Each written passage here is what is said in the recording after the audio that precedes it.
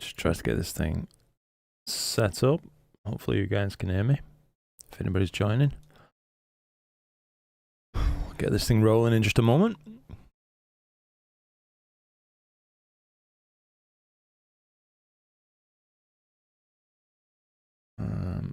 We should be... Hey, Stan. Brilliant, mate. Thank you. Just to make sure you guys can hear me. Looks like my microphone's being picked up. Hope you're keeping well. Stan, as I say, mate, good to see you. Liberty Astro. It's clear up here. It is indeed, mate, yeah. Not too bad. It looks like we've got a bit of a clear patch now, so... You know, thought why not try to make the most of it. I've got plans anyway for this evening for us. The Blue Player, how's it going, mate? Sean, nice to see you. Old School Raver, welcome back, buddy. Michael Edens, thank you for that. Appreciate the confirmation. Claire, nice to see you, Claire. Federico, hello. And Danny, always a pleasure, Danny. Hope you and your family are well, mate. And Dory, hello. So, yeah, basically the plan tonight, I want to try and get a decent image of the Ring Nebula using my Edge HD 11. Everything else is up for grabs, really. So let's try to get things connected up and we can kick off. Loving the Top Gun Tash. I've never heard it called that before, Claire, but now you say it, yeah, I can see it. Oh, God. Fantastic. Hit a body, Astro. Good to see you again, mate. Hope you're keeping well.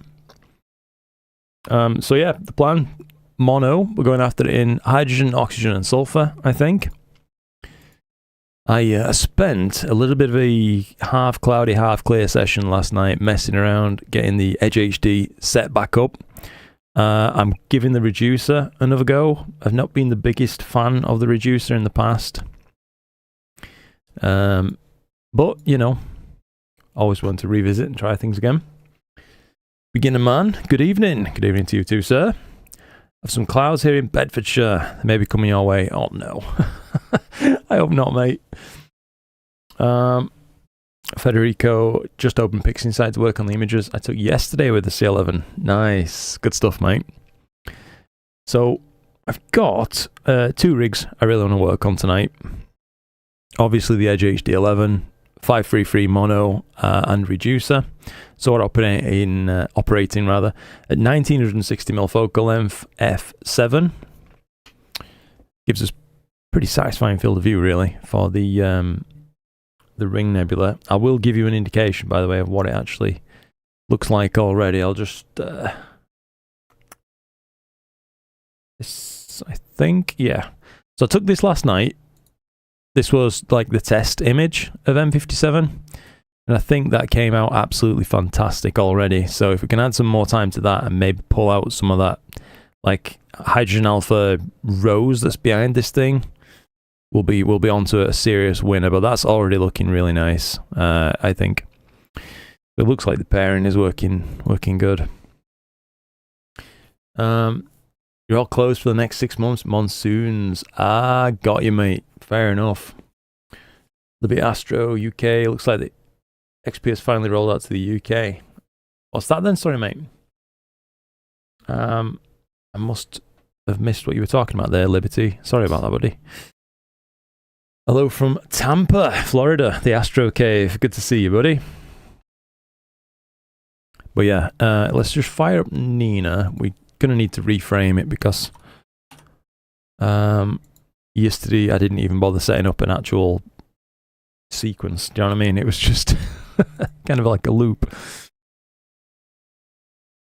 Have you ever tried to do some astrometry photometry of asteroids with your rig? I haven't, mate, no, to be honest. Not something I've ever tried. It could be something we maybe have a go at. But here you can see the field of view we're working with on this. Looks pretty good. I'd like to bring out some of this. This is mainly in HA that you can see this kind of flower behind the ring. That'd be pretty cool to see. I think we're going to go with a legacy sequencer. We'll set up a big old loop, keep it simple. Slew to center, start guiding, autofocus, every degree of shift, 2-minute subs, and we'll go hydrogen first. Yeah, 125 gain, we'll keep that. Swap these around. Sorry, just bear with me 1 second while I just set this sequence up. Dither every second of those, so that should dither everything after the fact as well. That I think looks okay. So M57 960mm 533. Oh no. Cool. Alright, if we hit play on this thing, let's just check that this is going to work okay, and then I'll set up the second rig, which is the SQA 106 with the 585. I've got that ready to go as well. Don't you see the XP points in chat? Hang on then. So I can see like a crown over your name now, Liberty Astro. Yeah. And Federico as well. I can see like a crown next to your name. Is that what we're talking about? Because they are new, I do believe. Why don't you use the advanced sequencer? Just never had the need yet, Stan, to be honest, buddy.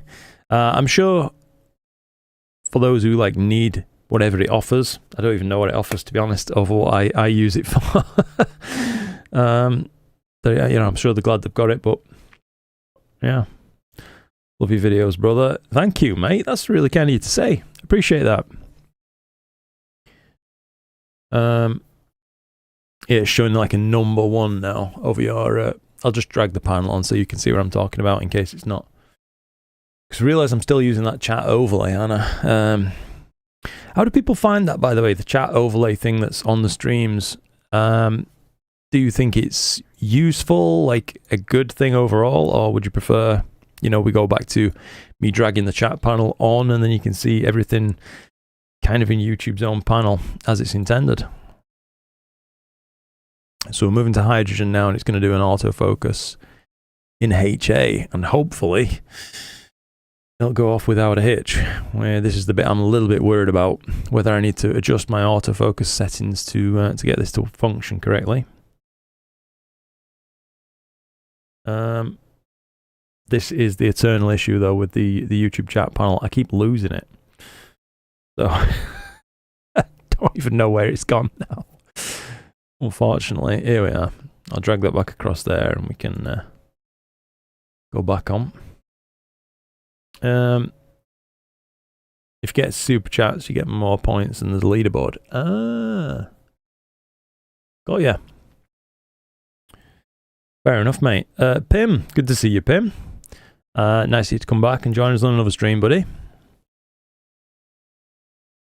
It's very nice of you all to come and join me on another stream. I know I've been a little bit AWOL just recently, but I'll be honest with you, I've just been absolutely knackered.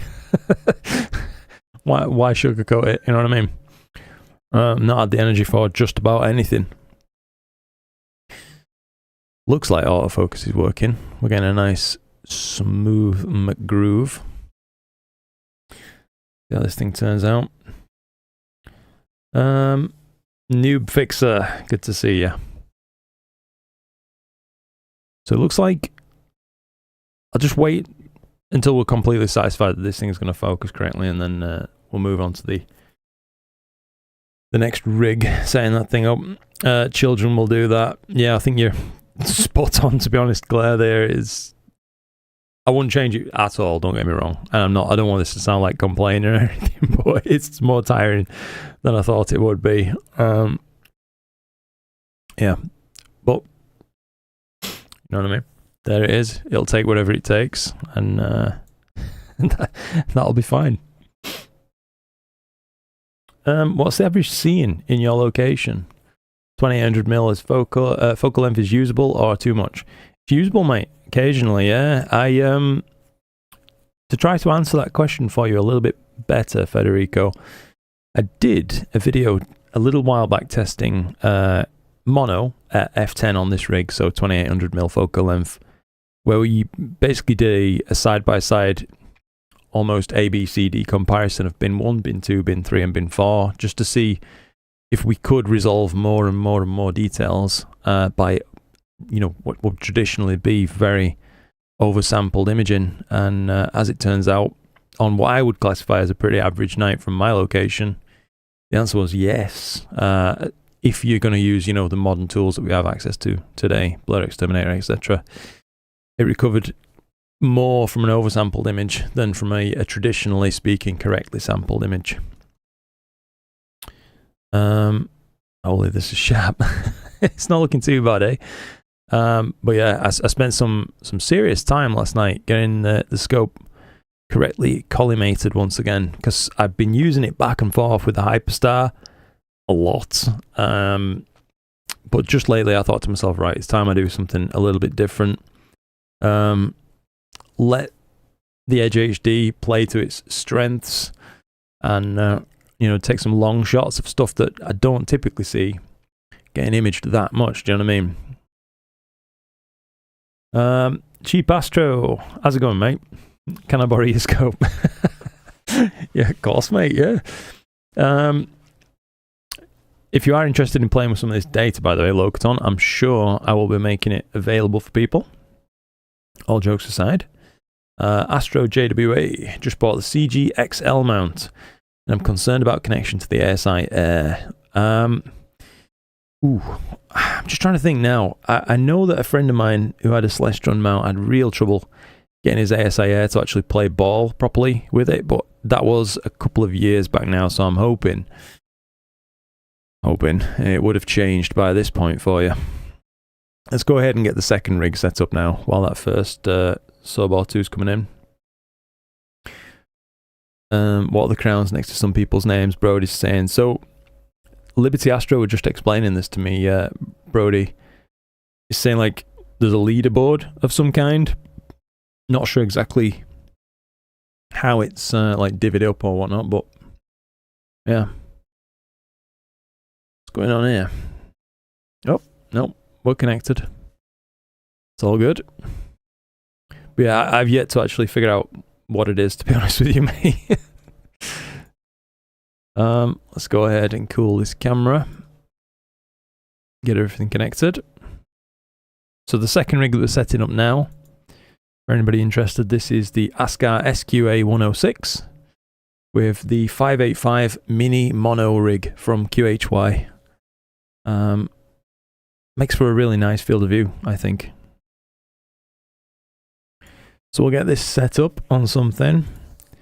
I think I might have had a sequence set for this previously. If I could stop punching my microphone. Sorry about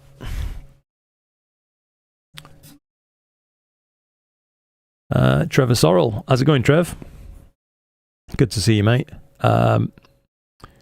Federico says, that's exactly what I need. That's good to hear. Just bought an RC10 with 2000 millifocal length. A friend of mine borrowed me a C11 and I really enjoyed long focal length work. Yeah, that's absolutely fair, dude. It's a pretty big adjustment, I think. Going up in focal length, from your traditional scopes, they're all, below 1000, up to above 2000 or around about 2000. It's a pretty big step.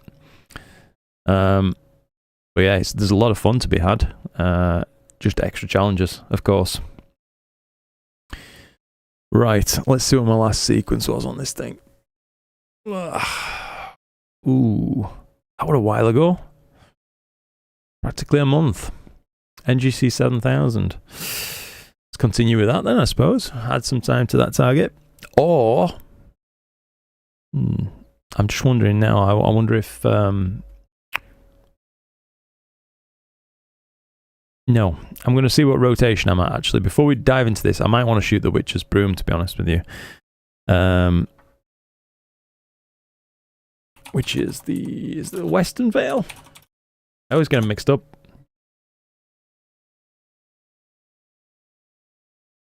Yeah. 6960. I'm having to Google that off screen. Let's just see if we can frame this thing up, or if I'd need to rotate and stuff, in which case I can't be asked. I'll just keep doing what I was doing before. Wow, this PC's running a little bit sluggish. Oh, there we go. Well, that doesn't look bad. I think that could make for an interesting little shot. What do you guys reckon? Focused on that region right there. If I place it just off axis, that'll give me some room to eventually, you know what I mean, crop and still have the witch's broom in shot. Do you think it's worth shooting this in HOS or just go HO, you know what I mean? Let's check the first sub, by the way, on the other rig. Make sure that's coming good. So we're on hydrogen, oxygen. This was the first HA sub. That doesn't look too shabby.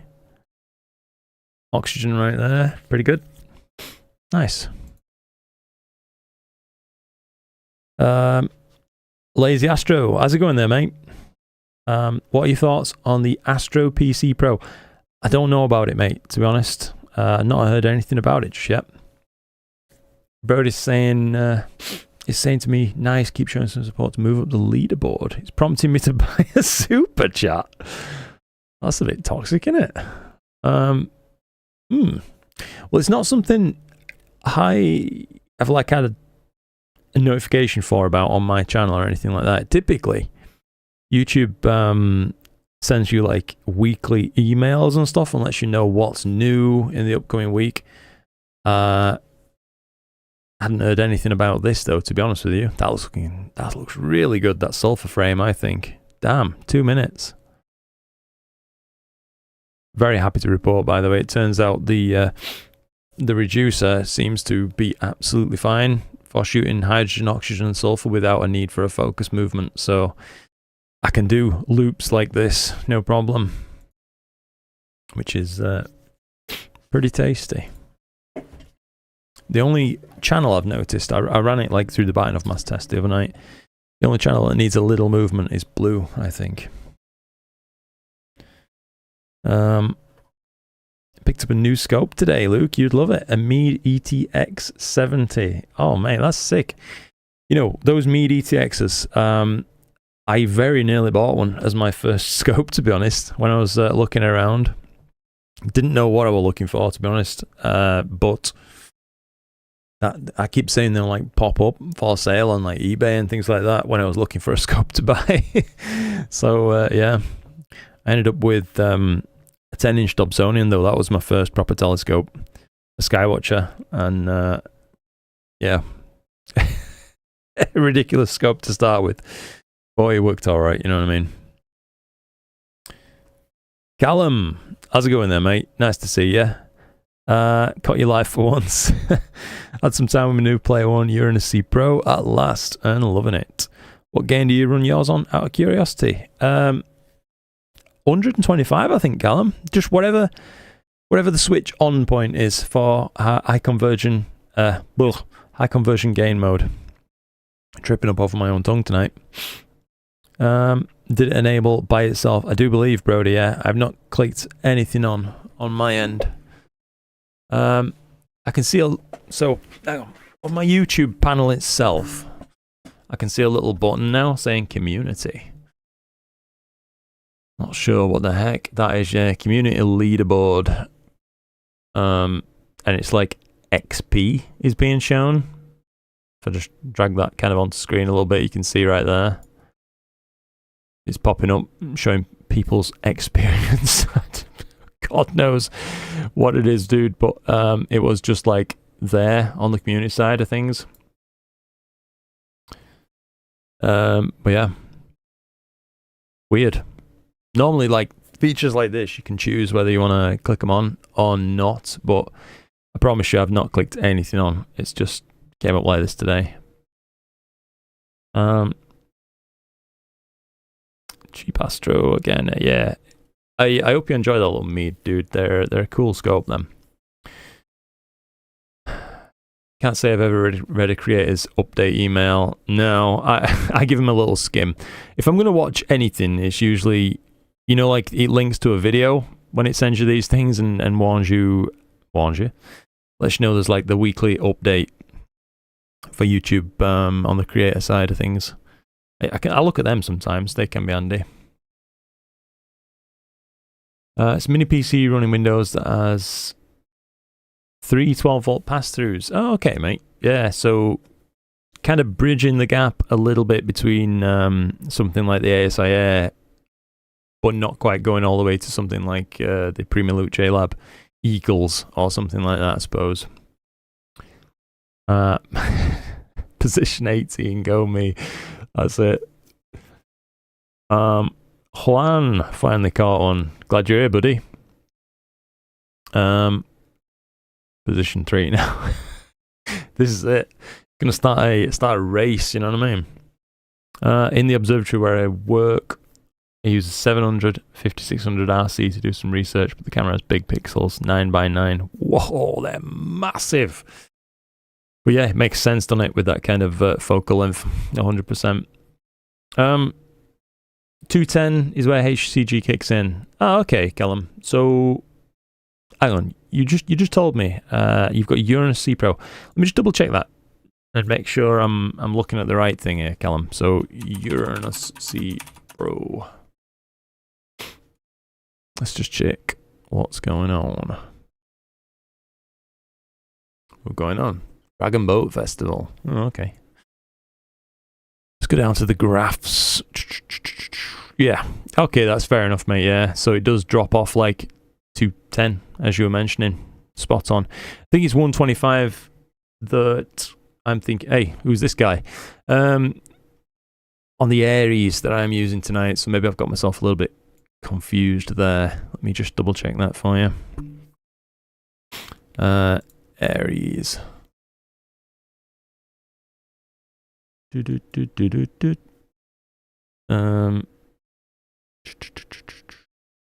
Yeah, 125 kind of drops off a cliff right there, doesn't it? Goes into HCG mode.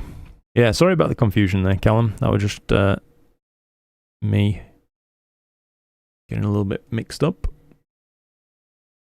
Yeah, these are looking fine anyway, so I guess we can go ahead and switch on to the other rig a second. Then I'll catch up with chat properly.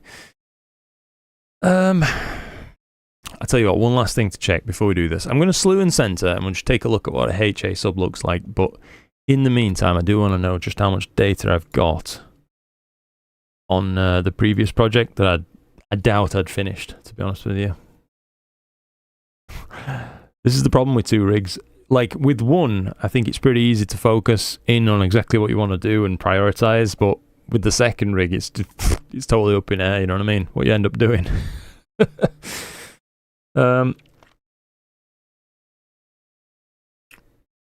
Ooh, God, honestly, the way that I keep data on is so chaotic on my hard drive. Ooh, I didn't have much time. 3-minute subs, 48 all in. That's not enough to finish an image, is it? I suppose. And it looks like we might be in the trees anyway. In which case, that's just settled things for me. I guess we're going back to the old target. Yeah, you can just see an indication of it, can't you, there? The Witch's Broom. Just. Pretty nifty. Unfocused as well, and it's still looking sharp as you like. You know what? Let's get one sub.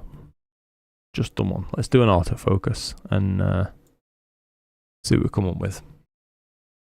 But yeah, I probably will go back on the other thing just then. What's going on here? It's put itself on the dark filter now.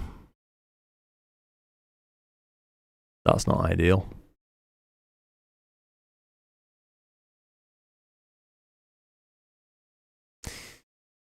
Wait for this thing to have a brain fart. There we go. Right.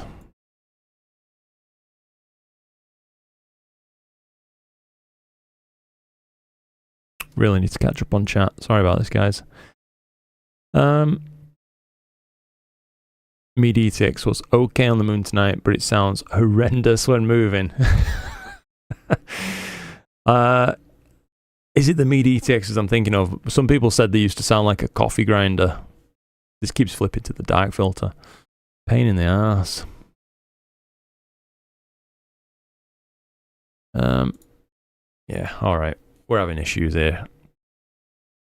Chuff the sub exposure. I'm just playing around, aren't I? Let's just get something up and running. Tonight is not the night for fanning around too much. Right. Looks good. Let's hit play. Bluetooth center, start guiding, autofocus, on filter change. That's fine. Sorry, just talking to myself as I go along, but we'll get there. What's the most challenging target you have ever photographed? Oof, that's a tough question, Federico.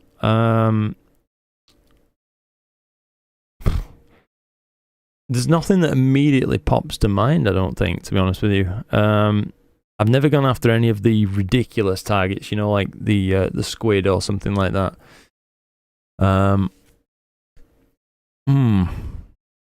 You'll have to give me a moment to think about that, actually, buddy. Off the top of my head, I haven't got a good answer for you. Post a space weather alert in the Discord, says Brody. I did see something about I think a CME today. Potential for some aurora activity tomorrow, if I'm not mistaken. Aurora watch. So not too much going on right now, but from what I'd heard, potentially tomorrow night we might have a good shot at seeing some stuff. We will see. Let's let this thing run its autofocus, because that is definitely out at this point. What scope are you using on this set, says Frank Semi. So this one is the Ascar SQA106. It's just running its autofocus right now with a 585 mono camera attached. We're going to get some hydrogen, oxygen and sulfur data on NGC 7000, the Cygnus wall. That's the plan for this rig. And then, at the same time, the actual main target for tonight is M57. And I'm shooting that with my Celestron Edge HD11, 0.7 times reducer. Crikey, that's sharp now. And a 533 mono camera. Aurorasaurus is a good resource too. Nice. Yeah, good to know that, mate. Cheers from Denmark. I've just seen there, by the way. Yeah, nice with a bit of an Astro chill out. Your emoji there of a beer makes me want a beer now. That'd just wrap up a nice, pretty chilled day, to be honest. It's not been too bad. Steve, evening Luke, evening Steve. Good to see you, buddy. Thanks for coming and spending some of your evening with me. That goes out to you all, of course. Once this gets underway, we can go back and check the M57 data. I'll probably jump over onto the Discord a little bit and do some looking at some of the images that the community has been posting as well. Could turn into a bit of a critique. I don't know if you guys are interested in that kind of thing. Either way, we'll just take a look at some. I'm still racking my brains to answer Federico's question. What's the most difficult target I've shot? I'll tell you what, one of the most challenging to edit was, Federico. Let me just find the image for you, mate. I'm going to have to do some digging now. Bear with me 1 second.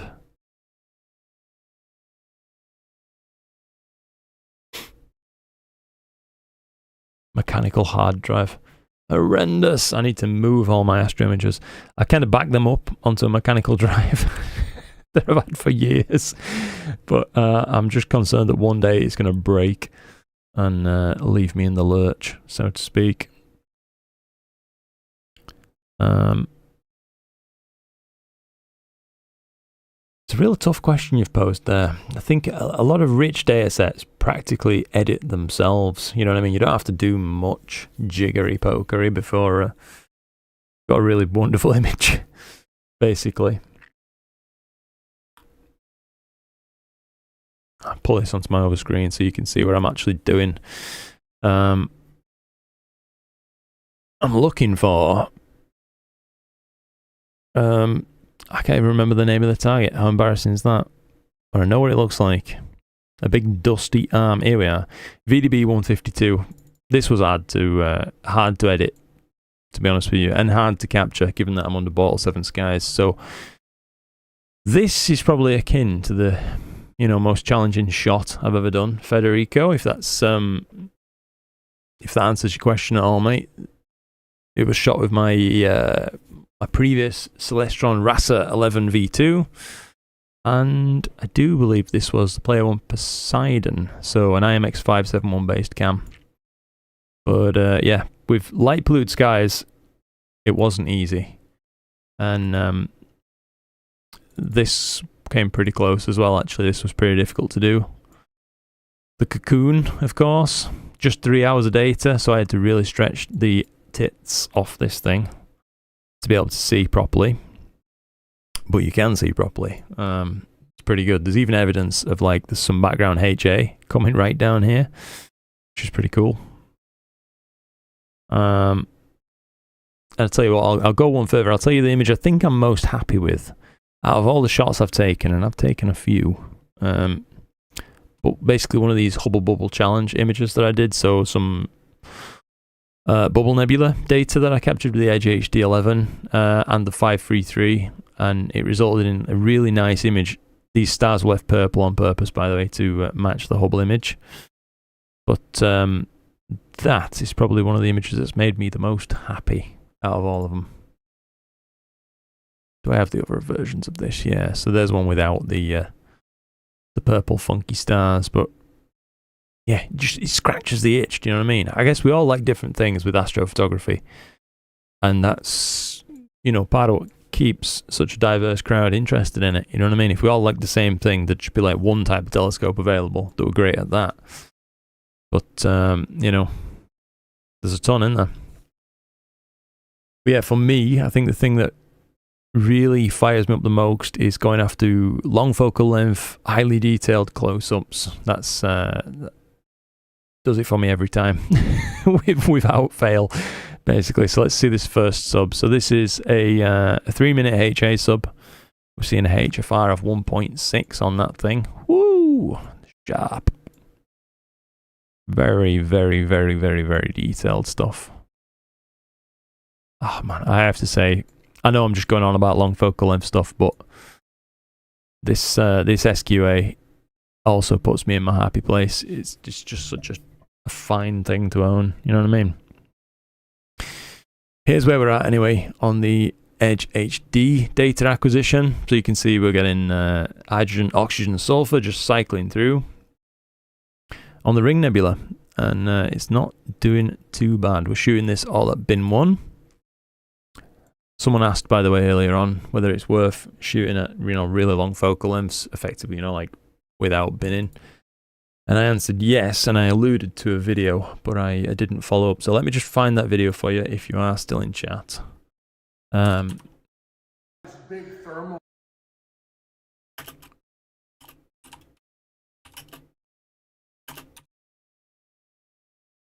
Let's just see. Yeah, got it. So binning comparison is what I made. I'll just, if whoever asked about shooting at long focal lengths is still in chat, that was the video I was talking about that I made a while back.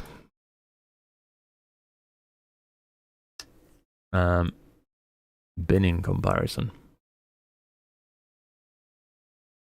Look at that for a thumbnail. That just drags you in. YouTube at work there. I like spaceweather.com for all the space weather alerts. Oh, fair enough, mate. Yeah. Lazy Astro, I missed what you were saying, by the way. What cameras are you using tonight? So on this rig, it's the 533 mono. And on the second rig, there we are. This is the 585 mono from QHY, the mini mono cam. When I say 533 mono, it's actually a Player One Aries mono, by the way, but it's still, it's all an IMX 533 sensor. Steve, nearly missed what you were saying there, mate. How's it going? Good to see you in chat again, Steve. Hope you're keeping well, buddy. Panagiotos Stephos. Hello there. How's it going, mate? Good evening from me as well. Is there a real preference between ZWO ASI and the TubeTech ones? Okay, I'm thinking of buying one in the future. Don't know which camera to go for. Good question. For me, I think most of the cameras are much of a muchness. Like, they've all got the same heart in them, if you like. You know, the actual part that really matters, the imaging sensor. But there are definite differences in build quality between the cameras that I've used, and I've used a bunch of them now. TubeTech, not bad. I'm not saying they're bad or anything like that, but I think ZWO is a step up in terms of, like, you know, the in-the-hand feel of the thing. Not that that's that important, but it just seemed a little bit mechanically superior to me. The QHYs, they're really nice cameras. They don't typically use standard spacing arrangements, though, especially for the mono cameras, which can be a bit of a pain in the ass. It's like little bolt-down wedges, almost. It's pretty bizarre. I don't know why they've gone for that rather than standard fitments.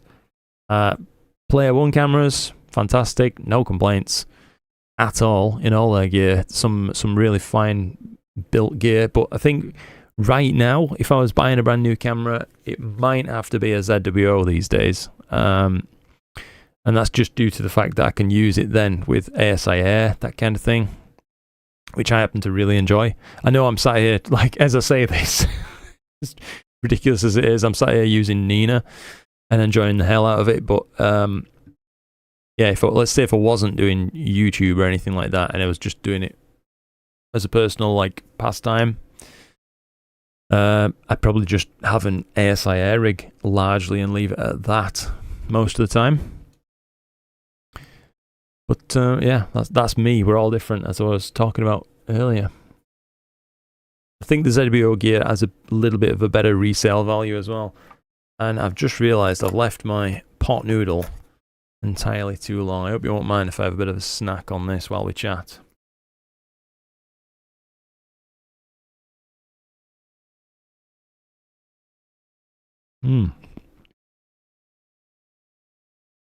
That's dried out. That's properly grim now. Dew Control. Good to see you, mate. It's been a while since I've seen you in chat. Nice of you to come back.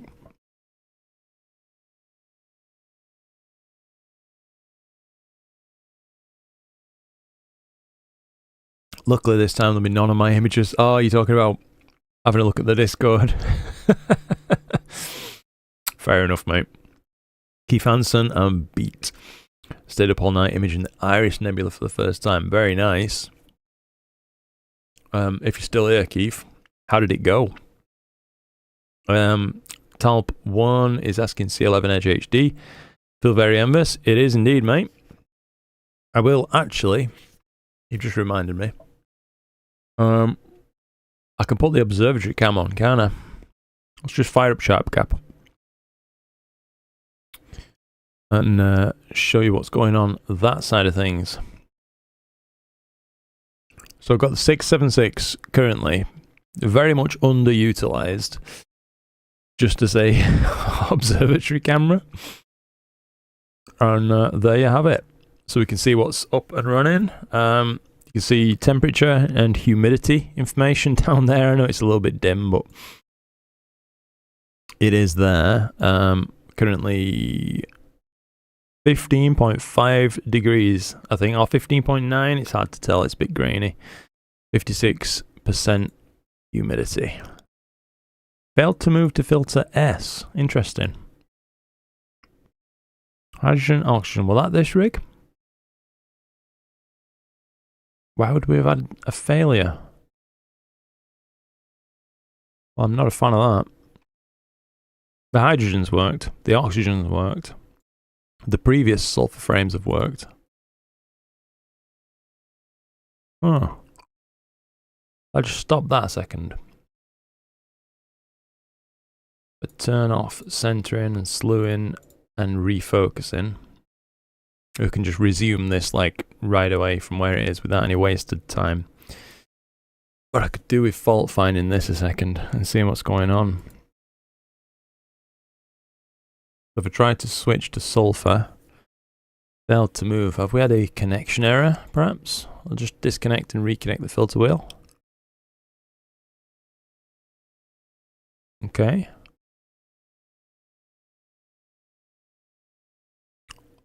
Hopefully, it's just having a bit of a brain fart. Okay.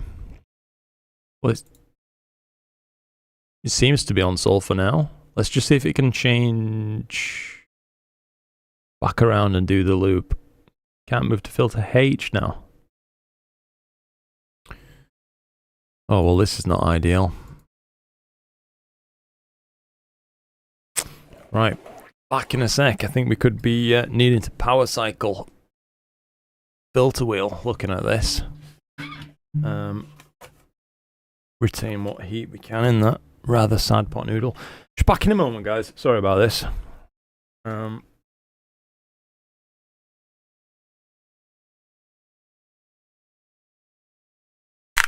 Get rigged up, don't go out unprotected. And disconnect. Right.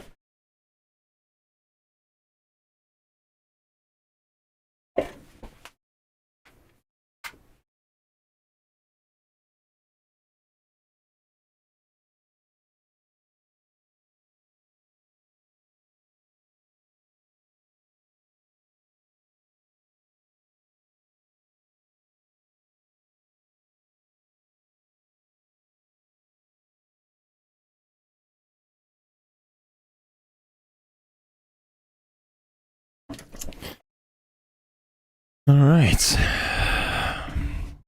Go get some beer while you're at it. Mate, I wish I'd have seen that before I left. That would have been a good shout. I'll tell you what, let's see if this has worked or not. So, we'll change to hydrogen. Okay, oxygen. Because it's been working fine all night, and then all of a sudden, an issue. Right, it's changing. Bizarre. Anyway, let's hit play on this thing again and let it resume its cycle. I'll have to keep an eye on that, won't I? That's a bit shit. I hate when you have some issues like that. You know what I mean? I'll tell you what. I was working on this, gathering some data for a comparison video I wanted to do between the Edge HD and like the SQA 106 and see just how big the difference is. I've kind of not so much run out of steam with the video, but I'm just not sure the result is good enough to bother putting on my YouTube channel. So I don't know what to do. I feel like I've invested a bunch of time making this chuffing video. I'm not that enthused about releasing. Not ideal. Right, this looks to be going off without a hitch anyway, the second rig. That's Refractor Town for you, innit? No problems ever. Let's let this thing get underway once again while I catch up with you guys. Right. I was very much in the middle of catching up with chat. And I was showing you observatory cam as well.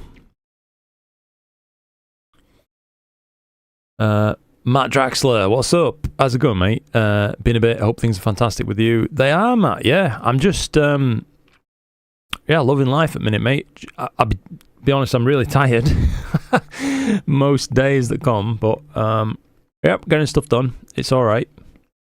Thanks for asking. Hope the same for you. Have you done the Spaghetti Nebula? Asks Lazy Astro. I haven't, buddy. No, although I should. Definitely should give it a go. For only 3 hours. It's amazing. Thank you, Federico. Yeah, I assume you're on about the Cocoon Nebula shot that I took. Supra, how's it going, bud? Christopher Ventura, hello. Lazy Astro is asking, how do you like the minicam, mate? Honestly, love it. Yeah, really enjoying using it, to be honest. The only thing that I've not got solved yet is when you first connect it up, before you connect it to your software and like choose a cooling temperature, it just randomly cools itself down to like -20 or something like that, which is pretty mad. It probably just needs new drivers or something like that. I just haven't got around to doing it, to be fair, so that's on me.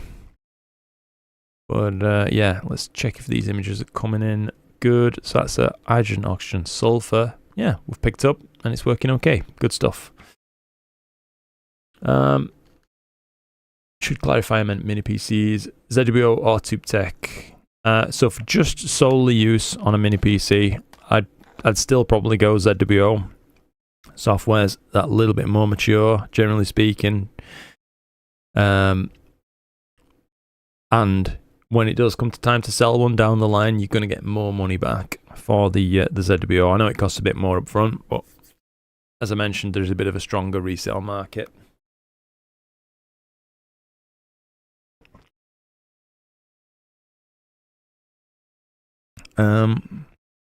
Bombay bad boy, a man after my own heart. Yes, rise up. There's hundreds of us. Probably more like tens of us. Super fun, man. What mount is your Edge 11 sitting on? That's some great guiding. It's on a EQ8 Pro. So, you know, one of the slightly older EQ8s, but not like the old ones. But also not the brand new models either. But it's a good mount, mate. Yeah, it's a really good mount. The only thing I dislike about my EQ8 is if you make any adjustments to any of the clutches, you do need to recalibrate your guiding, basically, as slight differences in how much you tighten down the clutch does alter the amount of backlash in the system very slightly.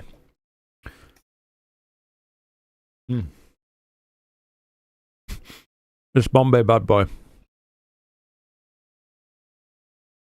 I've left it so long, it's got the consistency of peanut butter. Mike, just seeing you there. How's it going, Mike? Good to see you, mate. Hope everyone is well. We're all doing well. Yeah, thank you. ZWO's red USB cables and junk. Even the cheap standard USB cables that come with TubeTech are better. Ah, fair enough, mate. I've been pretty lucky, generally speaking, with cables. I think last time I had one fail was probably my own fault. Like I broke one, just about anyway, on stream.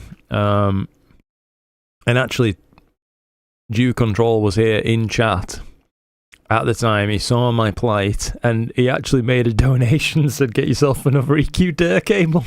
I remember that. Thanks again, by the way, for that, Due Control. I have it, of course, I'm still using it.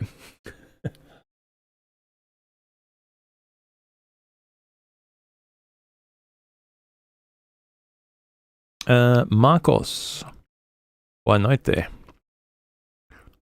How's it going, mate? Keith Hansen says it went well for all 3 hours of Astro Dark. Nice. 35 5-minute exposures. Good guiding. Oh. The coyotes and crickets. Quick question for those of you who deal with such animals. I read it as coyotes. I've heard people say coyotes. What do you guys say? What's the right term? And coyotes and crickets, anyway, with the sound of a mountain stream in the distance. Fantastic. That sounds like a pretty darn good night, Keith. At least he has darkness needing a headlamp. Yeah, I tell you what, Mike, it ain't that dark. If you have a look at the sequencer, you'll know no black bar now this time of the year. And an ever shrinking bar as well in the middle. Pretty terrible, but we take what we can. This data is looking pretty sharp, I have to say. 2.3 HFR on nearly 2000 millifocal length. That is damn. Issues with what we have, Luke. At least that's a small and free one. True. Small power drops or spikes can cause all sorts of instabilities. So it could be something like that. Yeah. Well, it appears that just power cycling the filter wheel has solved it.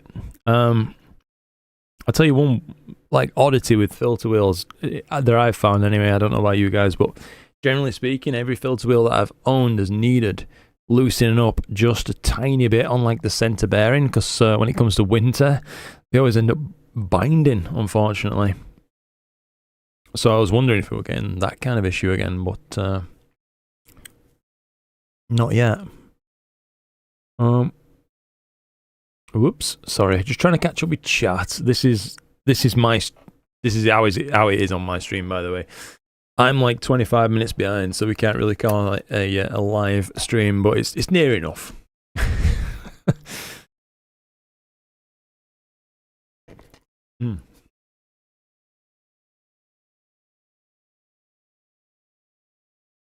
Feel your pain. Having issues is part of the process. Yeah. Trying to process M81 and M82 for the 4th time. Wah! Still not liking the result. Been there before, brother. Absolutely. I mean, if the data's making you like angry or upset that you've wasted your time or something, just revisit it another day. You know what I mean? Come back to the data and have another go. It could also be useful if you think the data is good, but you're just having trouble making it shine. If you can share your data somewhere, like let's say there's a data share channel on the Discord, you could offer it up there and just, if you ask someone, say like, could anybody take a look at this and let me know what you can get from it? That could be useful for you to see how the data looks, basically. Ooh, we've got a member. Do you control? Welcome aboard, mate. Appreciate your support. I do. Thank you for that. I'm nearly there. I feel like I'm nearly there, catching up. Took photos of M27 now. Nice. Lovely target, that, mate. That's on my to-do list, to be honest, is M27. I absolutely want to hit that up because it's going to fit this field of view. Absolutely a dream. So let's just take a quick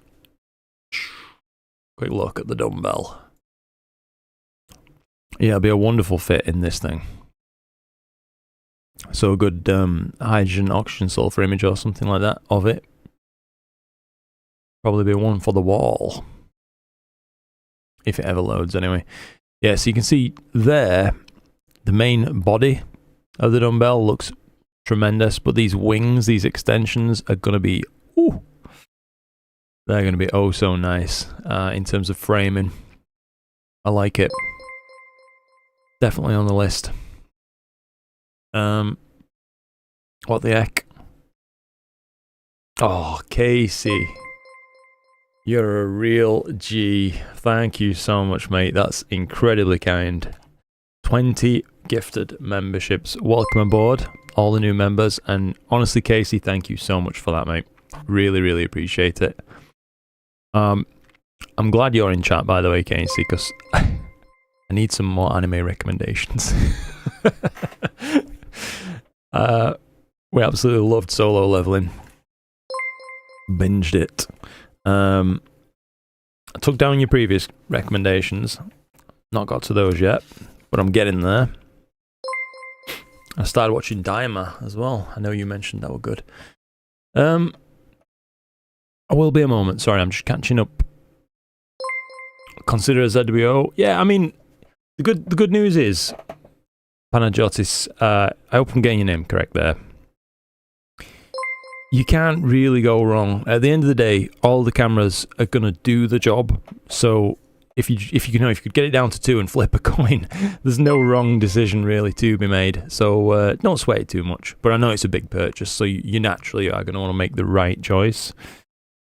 But yeah, are you even able to guide for the Edge HD? Asks Natalia. So I'm running a 178 on the off-axis guider basically. So you can see that's the view through the OAG. That's where you can see these bunch of stars, so it's enough to do multi-star guiding even on a 1 second loop. And it's working well, I have to say. It's working pretty darn well. Good guiding tonight. Giving us nice, small, round stars. You'll love to see it.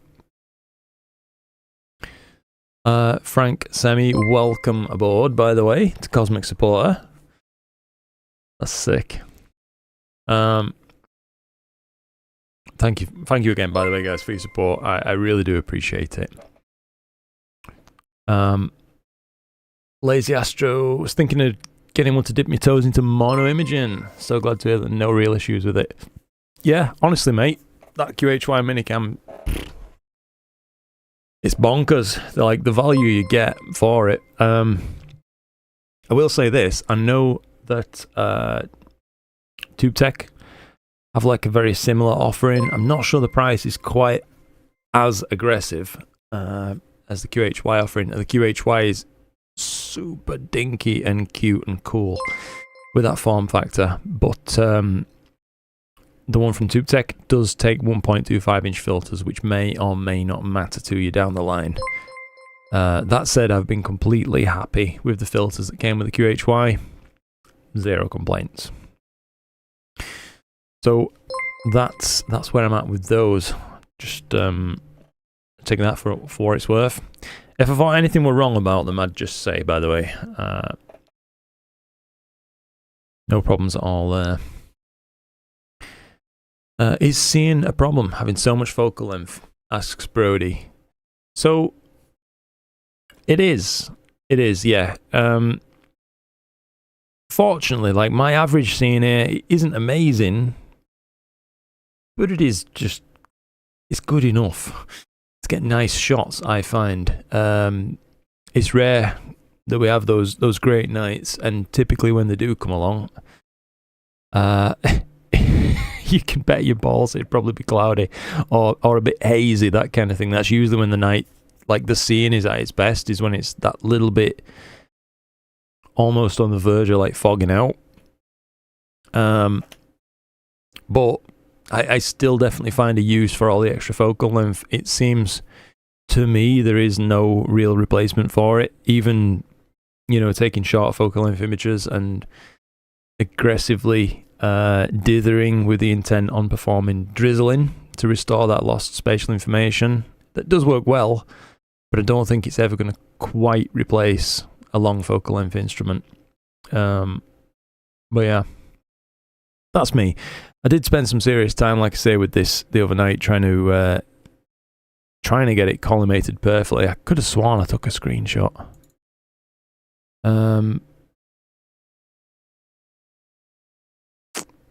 31st, would that be... That's last night, isn't it? Yeah, so this is what I was looking at last night while collimating. This was after touching for ages, and I think I got it pretty darn nice. That's like the view that I had on a defocused red filter. No real strong or weak zones on any of the rings going out. And then I double checked it with MetaGuide afterwards, as that's quite sensitive, and that's a collimation tool where you're using in focus star rather than an out of focus star like this. And that confirmed that it is indeed practically perfect for all intents and purposes. But yeah, that's I feel like I did as good a collimation job as I've ever done, realistically speaking.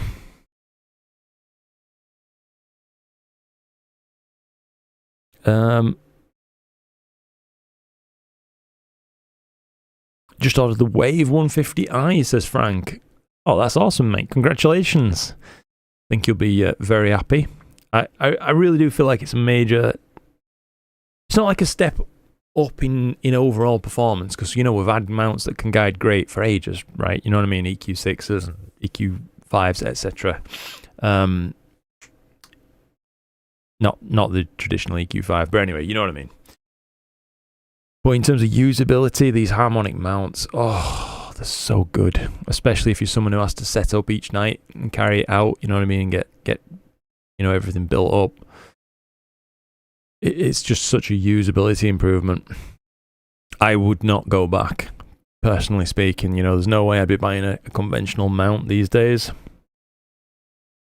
How's it going, Steve?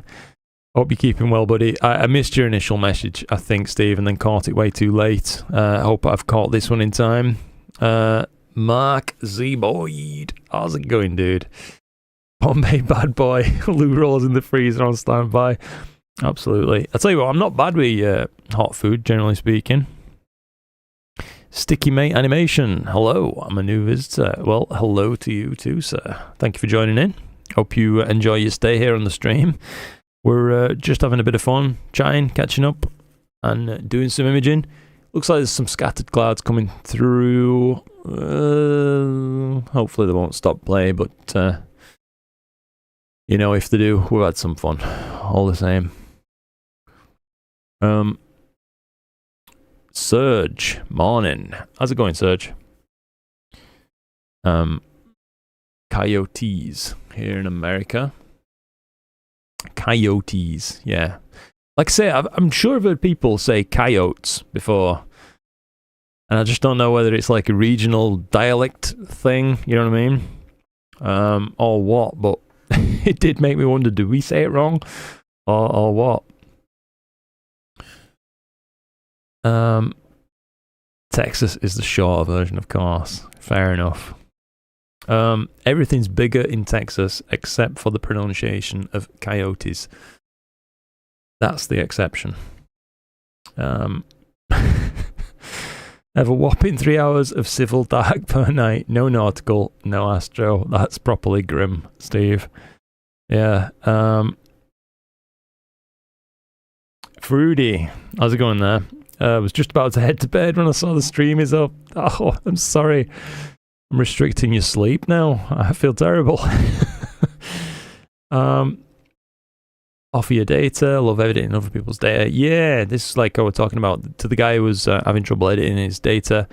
There is a channel on the Discord for that kind of thing. And it could be a useful like learning resource too, rather than just you know, a purely a giving thing, you know what I mean? Here's my data, have a play. You could get something out of it too in that scenario. I'm just catching up now, I think. So thank you again, Dude Control, for joining. Thank you again so much, Casey, for the gifted memberships, dude. That is so kind of you. It really is. Good to see you, as always. Thanks for joining, Frank, as well. Welcome aboard all the new members, of which there are a bunch. Beginner Man saw the what we were talking about. Okay, share the data on the Discord. Fantastic. Yeah, that's probably a really good way to go about it, mate, to be honest. Debo, how's it going, bud? Have you watched good old Hellsing? Hellsing? No, I haven't. Hang on, I'm gonna write it down. I'm genuinely looking for recommendations, by the way. How do you get so many stars on the OAG? Asks Mike. Good question, Mike.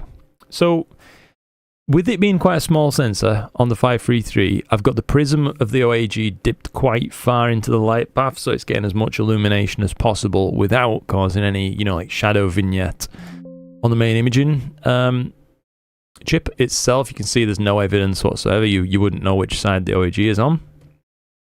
So that's one thing, maximum amount of illumination, and it's, you know, well into the imaging circle.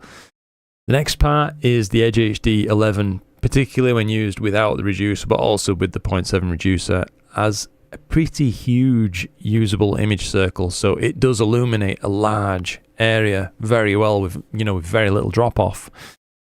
So that's another major, you know, kick up for it. Thirdly, one other thing you'll know is, even though it's an f7 scope right now with that reducer, which isn't on its own very fast, Point sources, such as, you know, the stars in the guide scope that we're looking for, do scale up in terms of brightness, not just with f ratio, but really rather more with aperture. It makes them shine brighter, of course. And the final trick up my sleeve, and this is a pretty big one, is I'm running this guide camera at bin 4. So, you know, we've really amped up the effective size of the pixels that it's using to a huge degree. It's all factored into the calibration, of course, and it's still, as you're seeing, way more accurate than is needed to guide at this kind of focal length. But yeah, all those things added up mean it's not that hard to find decent guide stars. Fair bit of gain as well on the guide camera, but not, you know, not stupid amounts or anything like that. But we've got loads of headroom on this. This is just a 1 second loop. If ever I was struggling to find guide stars, I could just, you know, crank this up to 4 or 5 second loop or whatever. It's still going to guide absolutely fine, and should never really run into any issues. Hopefully that answers that question well for you, Mike. It's a combination of those things. Hang on then. Tsukimichi, Fire Force, ReZero. Hang on then. I'm ready this time, by the way, Casey. I've got myself like a VPN subscription and everything, dude. I'm gonna make the most of Crunchyroll.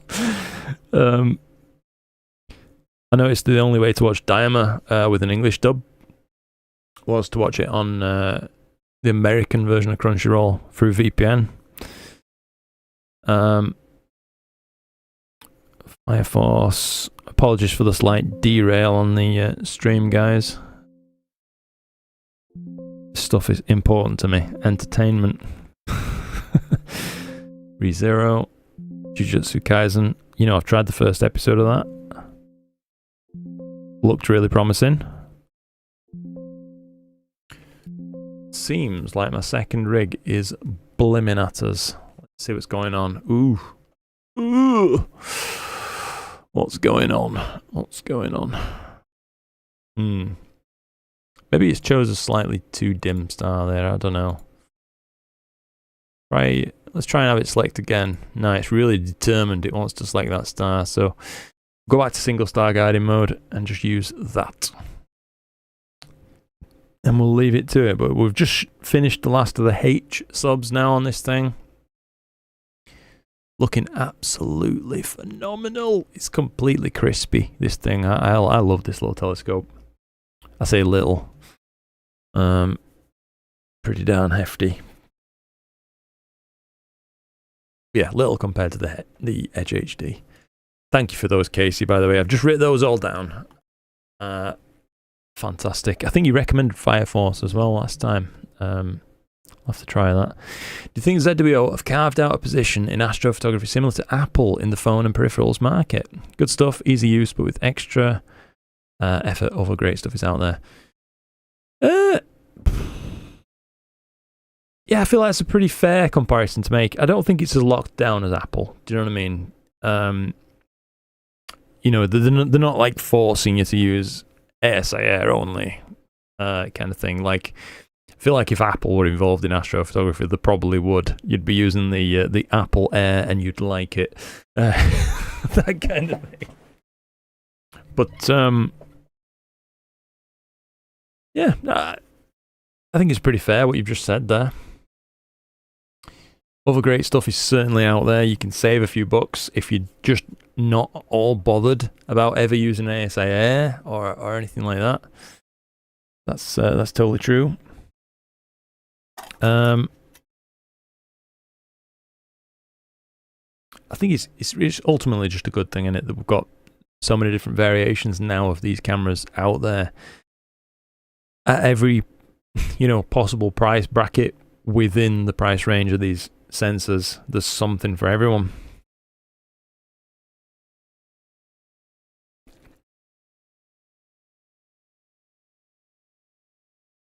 I'm really not enjoying this pot noodle right now. It's been left a bit too long. Not going to waste it though. Girlakos, nice to see you again, mate. Dead Mount F Play. Is this another? It's another anime recommendation.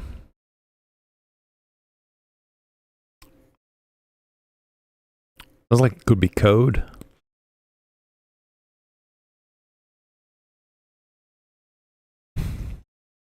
Writing it down. All the same. Hope you do some lucky imaging with that scope. Brody, that's such a good suggestion, mate. I really do want to do that.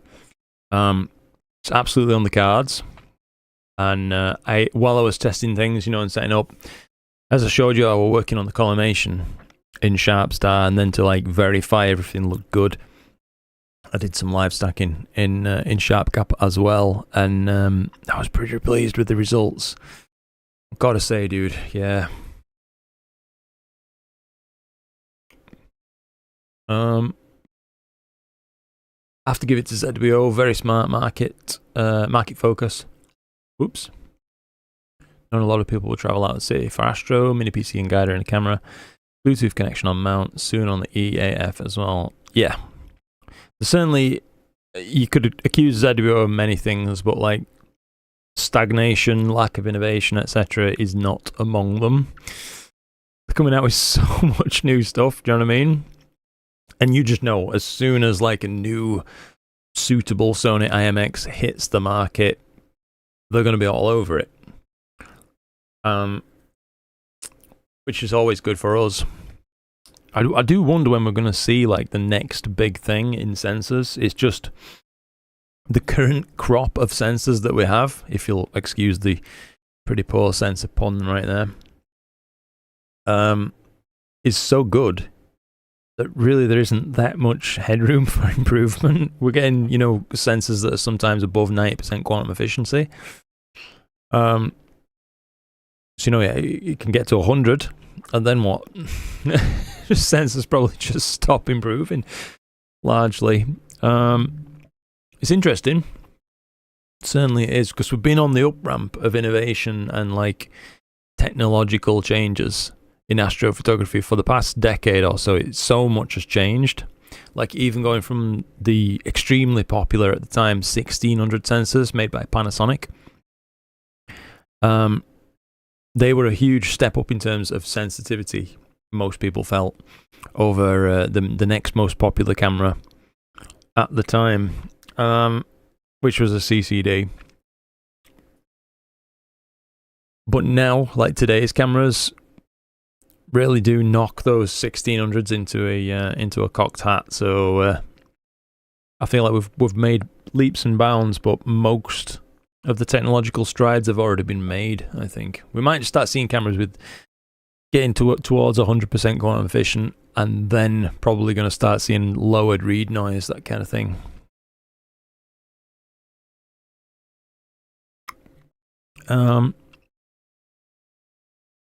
Luke, when is the Cygnus Wall Challenge reveal? Asks Michael Jarvis. Ooh, I will probably try to warn people ahead of time for this one, Michael. I know that for this one I made like a switch over to Discord for the image rating side of things. So I want to give people a bit of extra time if they do want to, you know, submit an image to it. So probably you know, a week or two at least, I would say, is remaining on that one. If you want to get your image in, if you haven't already, I'll probably put a post out on maybe on the Discord and on my YouTube community page, that kind of thing, probably, bud. That'll let people know what we're doing.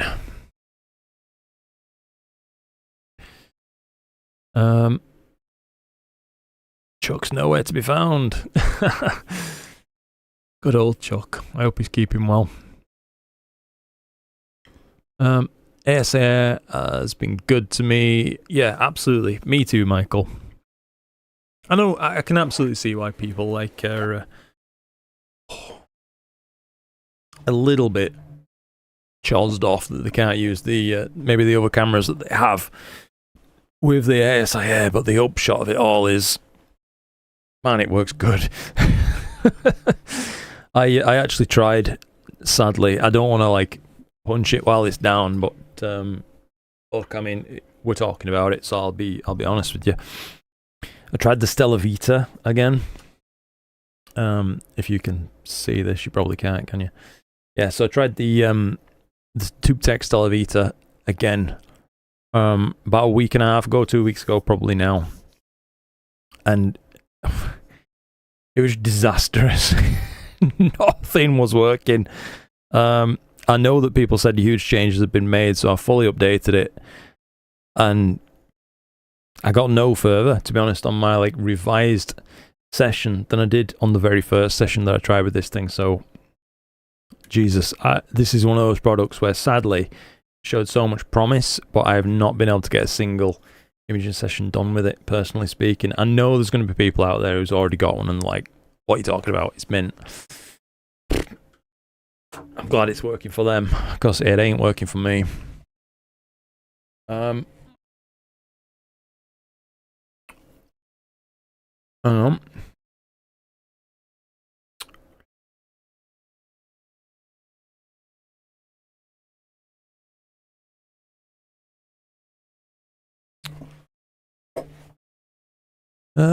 Nearly getting caught up with your FFS. Go get some hot water on that poor noodle.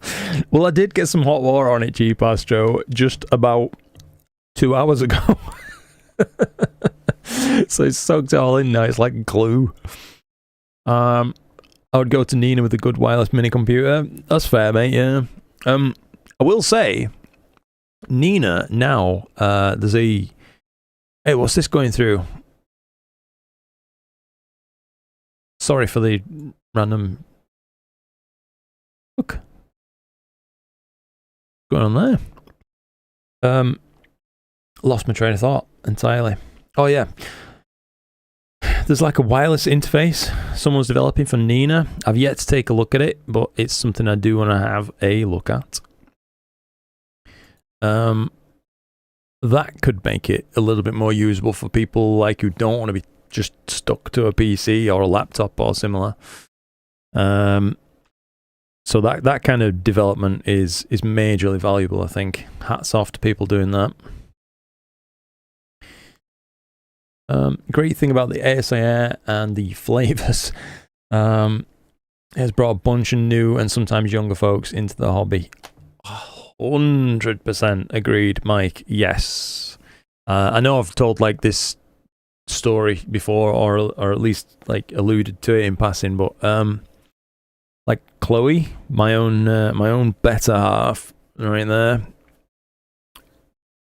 The ASIR is what got her started in astrophotography. Without it, she wouldn't have bothered. But it offered, I want to say, like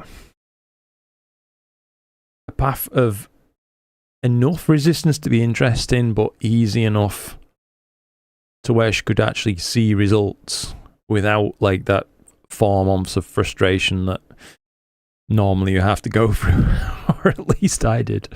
At the very least 4 months, learning normal PC-based software and all the bloody gremlins that comes with that. It's confusing. That first time setting it up, it is.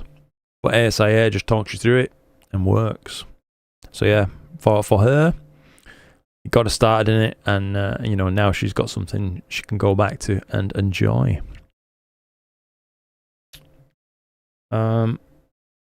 Matt Bryant. How's it going, Matt?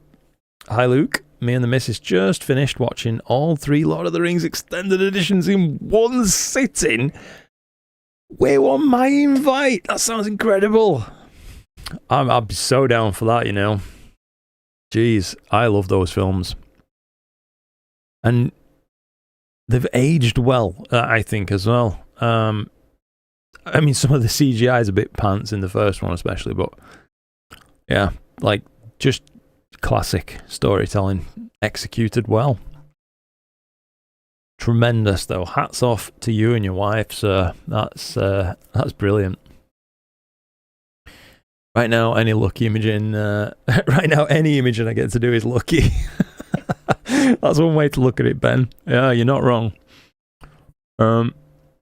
Older dudes too, Michael says. Yes. 100%, mate. It's just like, it lowered the barrier of entry to everybody. And that's great in my mind. I think space and astrophotography should be open to everybody, not some bloody gated community where you need 176 IQ before you can even start. And I'm not saying, you know, if you can't figure out PC-based software that you're daft. I'm not. It's a big investment in time. Now we're seeing some real advice. Beginner Man says, if you like noodles, you need to try the Costco spicy beef pho. How do you say pho? Pho? Pho? It's like the Thai noodles, isn't it? But I saw them. I was in Costco the other day. Unrelated tangent. Let's go for it. I was buying coffee. I like to get hold of coffee beans from there. Actually ended up leaving with coffee and a pizza oven. So now we've got a pizza oven. I've been enjoying that. But I saw those noodles, mate, while I were in there. Are they good? I'm guessing so. Michael Jarvis says, Luke, what do you think of the new 2600mm Pro with an ASI Air embedded? Ooh, an interesting product, I think, Michael. Yeah. I like these Air cameras. I've had good experiences with mine. The 2600 Air, I've really enjoyed that. So yeah, just more variants, please. More of those. As much as I like the discrete ASI Air, and there's nothing wrong with it, and I really hope to keep those things coming, I can also see the appeal to the Air cameras because they're so damn neat. They really, really are. Michael Jarvis is asking also, what mono camera would you buy today? Damn, that's a really hard question. Depends on what budget, what scope, and what targets. And I don't mean to like brush off the question like that. But let's say if I was operating to a pretty strict budget, I would probably rather get a 585 mono and suitable filters for that. You know what I mean? Like get high-end filters or something like that. If I was operating to a very strict budget, I would get something like the QHY Minicam 8 or any of the other variants that are out there of that kind of package. Again, the 585, I just think it's a fantastic sensor. 533s are a very nice sensor, but for mono, I don't know. I just feel like I prefer the 585 due to that extended infrared sensitivity. It just gives you some more options for things that you can do, you know what I mean? With like an IR pass filter, you can get some interesting shots that way.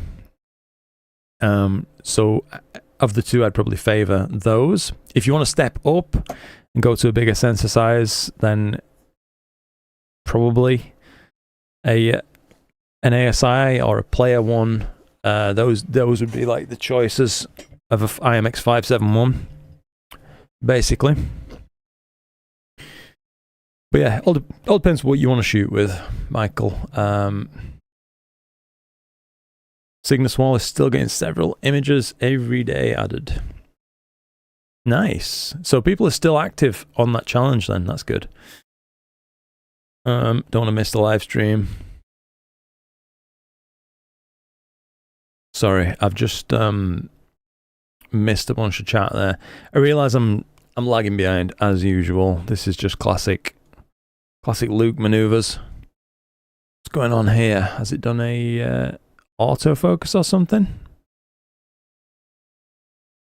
Sulfur, hydrogen, oxygen. Yeah, so it's still working. Wondering why we're dealing with that. Oh yeah, there. It's triggered an autofocus. How did I miss the little arrow? Don't want to miss the live stream. Oh, that's kind of to say, Michael. I'm glad you enjoy them, mate. I really am. Good point regarding sensors. Only now are more IMX585Es coming out. Yeah, play one well on the ball there. They were, mate. Yeah, they got straight on it, didn't they? I think they were the first Mono 585 to the market, which is a pretty big one. Michael Jarvis. So it's Mike 1959. I goofed when I set up my YouTube account. Fair enough. If I'm unless I'm thinking of a different Mike now. I'm having a nightmare. Oh no, with the Stellavita. I'm so sorry to hear it, Sean, but you're not alone. You're not alone, dude. Like I said, like I was just talking about, I really wanted to revisit it and hopefully have like a happy ending to the story and be like, oh, I fixed it all. It's fantastic. It's great. It's not so. Yeah, it's really not so. Is your Discord invite link valid? It says it might be expired. Hang on then, mate. Frank, I will try to get you a fresh Discord invite, dude. Just hold on. Shouldn't have expired. Every time I make one of these links, I click for it to like never expire. Just seems to be Discord is a law unto itself. It does what it wants sometimes. Or well, you know what? More likely, it's probably me doing something wrong. Invite people. Right. Here's a link. Good sir.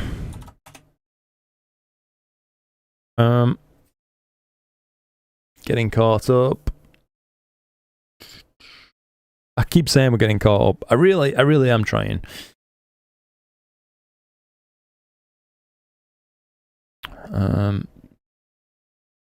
4 months, more like 4 years. Oh yeah, with how long it takes to learn.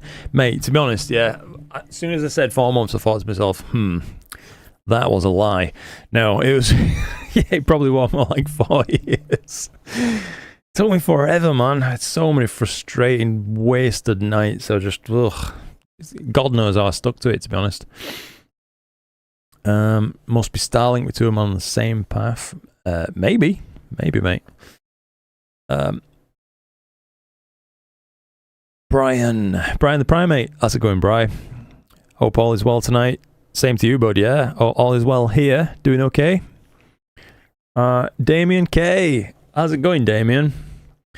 Glad to see you in chat. I don't know if you're still here, as I realise I'm a little bit behind, but honestly, dude, some of your work with the Dobsonians is really making me think about getting a Dobsonian. Yeah, I love some of those shots you're capturing with the big Dobs in particular. I know that Skywatcher have just cooked up a new, I think like a Stargate 400 or something like that. So a 16-inch scope, which is practically a portable scope by your standards, in it. But let me just try to show you guys on stream a second, just in case you've missed this. Because as far as I could tell, this was like really just quietly under the radar, like, oh, we've got this now. But yeah, Stargate 400p, SynScan, go to TrustTube, Dobsonian. Looks pretty nifty. I always wanted the 500p, just to say that I had a 20-inch telescope, but I think in terms of like usability and money, because these things are expensive as shit, the 400 probably makes more sense, you know what I mean? At least with this size, by the way, as well, if there's somewhere to grab a hold of, it's not that heavy. You can just carry the whole thing out, built up. It's only like 50 kilo. That's no problem. The other ones are getting on towards nearly being as heavy as me, so might be like a balance issue to move them around, as well as just like an overall width thing. But yeah, tremendously interesting looking scope. I get the feeling that this image is just a mock-up. Obviously, that Stargate 400p thing just looks pasted on. The focuser doesn't seem to match, but as a concept, it looks like something they're making. It's got my interest anyway. We'll let you know next time. 12.5 hours. Bring snacks. Absolutely, Matt. Yeah. Jesus. You know, me and Chloe have threatened to do that to one another. Sit down and watch all three in one day. Maybe it's now time. Now that someone else has trod that untrodden path and proven that it can be done. I feel inspired. Lubo. How's it going, Lubo? No Aurora yet. No, sir. None yet. Hopefully some will be coming, though. Probably tomorrow night, I think, for us. Dave Burrows says, love my SIR. Good stuff. Pretty much zero learning curve, but just got a mini PC and an SV Bonnie power hub, so making the big learning curve to Nina. Fair enough, Dave, yeah. Far be it from me to tell you what to do with your equipment, but I wouldn't chuck out the ASIR. I think, you know, as someone with both rigs, obviously I've got mini PCs running Nina and ASIR in a couple of flavors now as well. I still definitely find the itch for simplicity with the ASIR, and it really does scratch that itch. Definitely it does. Ram, nice to see you, Ram. Good to see you in another live stream as always. Astro Canuck is saying, are you saying my Mensa membership was not necessary? Unfortunately,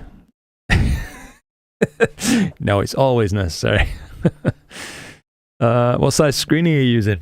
Do you have to set up an advanced sequencer in Nina on the PC prior to using touch and stars? Or is it easy to do in the app? Oh, he's talking to beginner man. Got ya. Yun. Hi Luke. Hello there. It's clear over there tonight. Rainy season is approaching in Japan, so lately I can't take any photos. I'm glad to see the clear sky. Well, that's lovely to hear, Yun. Hopefully, rainy season for you passes without any major events, and you can get back to astrophotography sooner rather than later. Yeah, it is nice to see a good clear sky again, to be honest. I wonder if we zoom up our view just a tad bit. There we go. Got less useless stuff in the field of view now. I wonder if I ought to raise up that camera a little bit somehow and get it a touch higher. Do you think that'd be more interesting, or do you like the view looking out of my observatory? Morning from Malaysia, says Laughing Nimbus. Morning, good to see you. Nice to come and spend some time. Appreciate it. Beginner man says, it's answering Lazy Astro. Sorry, I shan't jump in on your conversation. Two mics, apparently. Mike 959 and Mike Jarvis. A tale of two mics. Good stuff, Frank. I'm glad that one worked for you, bud. Got a 585 right after the 533. Somehow, always got blurred stars on the Newt, so I switched back to the 533. Interesting. I do wonder, Comer, as you've mentioned that, if you've seen blurred stars on the 585 for your Newtonian, obviously it's not the mirrors. Could it be your coma corrector causing, UV/IR bloat to happen? So my question to you would be, when you were using your 585 on the Newtonian and seeing those bloated stars, were you using at that time a UV/IR cut filter or not? Maybe we'll get one step closer to solving the mystery.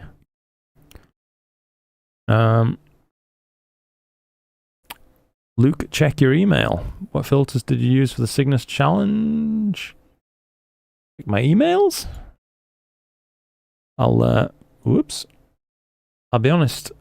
I don't check my email as much as I probably should.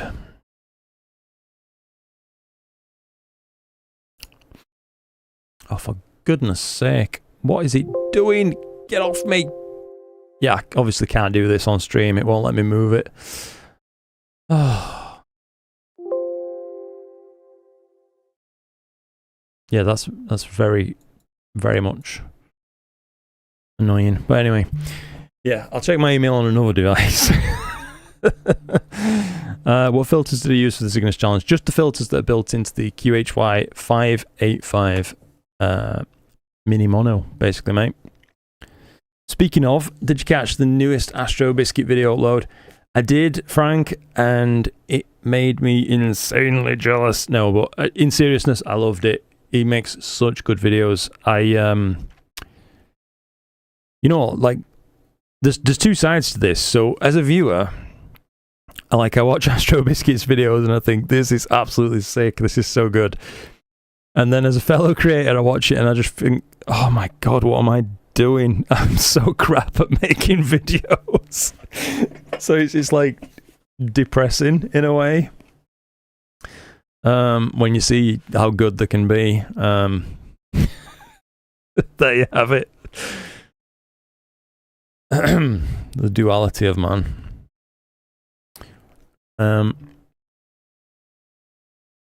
Is Damien K, aka Dob Views? 100% agree with you, Luke. His images are outstanding and brighten my day regularly.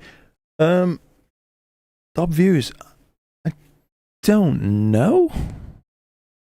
Actually, I've always just seen him on YouTube as Damien K, and like to see his work with the big boy telescopes. You know what I mean? Oh yeah, is it? Hi mate, thanks so much. No problem, Damien. I'm getting better with the scope. With what the scope likes. Got you. Need more than 15 minutes capture. Happy to chat if you're thinking of Dob. No worries, dude. I appreciate the offer there of help. That could be very much useful. Might well take you up on that, dude. How best to get in contact with you, by the way, Damien? Just out of interest. Astro Biscuit is over the top. Out of my league, even on equipment. For me, it's like how inspired his storytelling is. He can take the most like mundane task, focusing his telescope, and rope you in like, this is what we're doing, and it's really interesting, and you're just on board. Or at least I am. You know what I mean? It is proper magic. He's really, really good at it. Uses same chroma corrector with the ASCII C1 Duo filter, using Quattro 150p with its 0.95 aplanatic chroma corrector. Got ya. Okay, C1 Duo filter. Do they block UV and IR?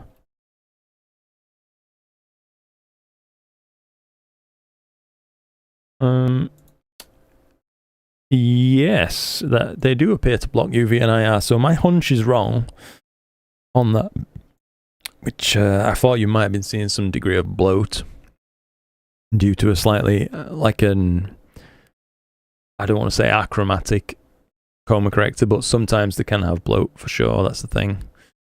But yeah, it appears that it wasn't that. But yeah, thank you for getting back to me on that. Found Damien's channel. Want to keep me going for the summers. Good stuff. Scott, how's it going, mate? Hope all has been well. It has indeed, Scott. Yeah, thank you for asking. Keeping well, keeping happy. Just knackered all the time, but that's dad life apparently.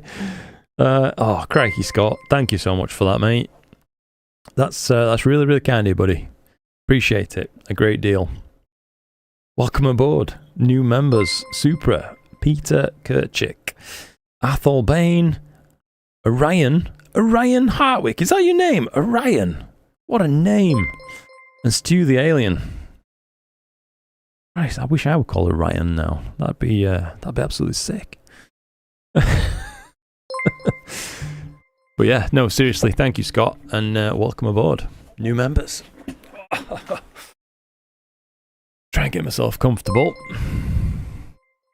Yeah, let's it looks like this is running without a hitch now, so we're getting on okay. HFRs are sharper as the night progresses, so we started off about 2.3, 2.36s. We're now down to 2.2s on some of these, 2.1. That's incredibly sharp data that's coming in. Guiding's perfect. Check on the second rig. So we're capturing oxygen subframes. These are going to be washed out by the nearby moon, I have to say, but you can see some data there. It's okay. This is where, let's say, the QHY minicam, those 7nm filters that it come with, you might have wished there was slightly narrower, you know, towards 3.5 nanometers, but it really significantly bump up the cost, that's for sure. You'd see less moonlight filtering through, basically. But it is just about done with the oxygen subs, and we might be seeing, I think, the first sulfur sub coming in just a second on this. So that should be a major step.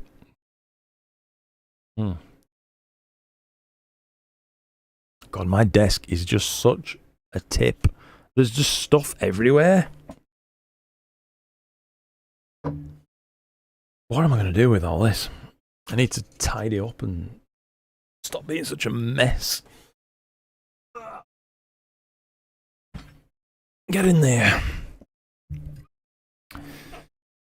Lubo, when is the Aurora going to hit the UK? Tonight or tomorrow? Tomorrow, Lubo. So I've heard it's going to hit us everywhere tomorrow. Tomorrow night. Let me double check on that. I don't want to be giving out crap information. So Aurora. I was seeing some tweets and stuff like that.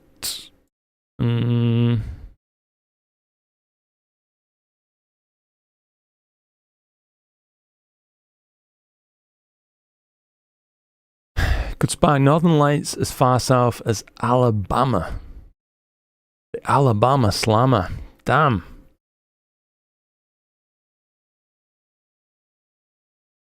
Okay, yeah, so a G4 watch for Sunday night is what I'm seeing. Yeah, that's what Dr. Google says. Look at that sulfur frame. Damn, there's so much to see. I tell you what, when we stack a few of these things up, it's going to look good. That is going to be absolutely phenomenal. Astro Biscuit and Kevin Talbot. There's a lot of things in common. Same enthusiasm for their hobbies and work. Absolutely, mate. I don't know who Kevin Talbot is. Let me just... Kevin Talbot. Cars, IC cars, monster trucks. Okay, got ya. So it's like another... it looks like a big YouTuber. 3.3 million followers. Damn. Is that right? Holy crap. But yeah, you can even see from the quality of this guy's like thumbnails and stuff. I can see what you're talking about, Frank. He's got like a theme established. They're really eye-catching. It's clear there's thought going into every single one of these. Success like that just doesn't happen by accident. This guy has worked his tits off to be able to make these kind of videos, I reckon. Like I say, it's inspiring, but also, like in a way, depressing. I think it's really true what people say, you know, that comparison is the thief of joy. So rather than just being happy about what I do have, you know, I'm doing all right on YouTube, I'm growing. The fact that my content's shit compared to theirs makes me feel a bit sad. But, you know, there's room to grow. All smoke and clouds in Chicago, says Michael Jarvis. Damn. Hopefully it clears for you, Michael. I would say, like, if you have a DSLR or something like that, you're willing to set up and it doesn't look like it's going to rain, it might be worth it anyway, you know what I mean? In case you get an unexpected break in the clouds and can see some of the activity. That'd be pretty cool. Scott says, between work and weather, I've only had my scope out once since January. Oh, mate, that is rough. That is properly rough. Aaron Freeman asks, have you retried the Stellar Vita since your last video? Yes, Aaron. We were just actually talking about that a little bit ago on the stream, so evidently you've just joined recently. Unfortunately, mate, for me, I know there's some people out there who are successfully using it right now, but for me, it is unusable. I tried again. I got everything set up. No small investment at a time, you know what I mean, to swap everything over on your rig, is it? But yeah, just couldn't get off the ground at all. Not with the most basic of tasks. If something could fail, it failed. About the only thing I managed was getting images to download. Nothing else was working. So disastrous for me, unfortunately. And you know, I'll reiterate what I was saying as well. I really did want to make a positive update to the Stellar Vita thing. So I'd hoped, beyond hope, that you know, TubeTech had worked on it and got it up to speed. I know in some cases for some people's rigs that they have, but for mine, mate, it's not there. Yeah. Your content is amazing, Luke. Oh, you're too kind, mate. You're too kind. Honestly, trying to look at my content with like a critical eye. I don't know. I feel like my videos are a little bit uninspired. I tried to just talk about things that I find interesting at the time. I feel like my only strong point as such is I find communicating easy these days, which you know, is obviously a useful skill to have for YouTube.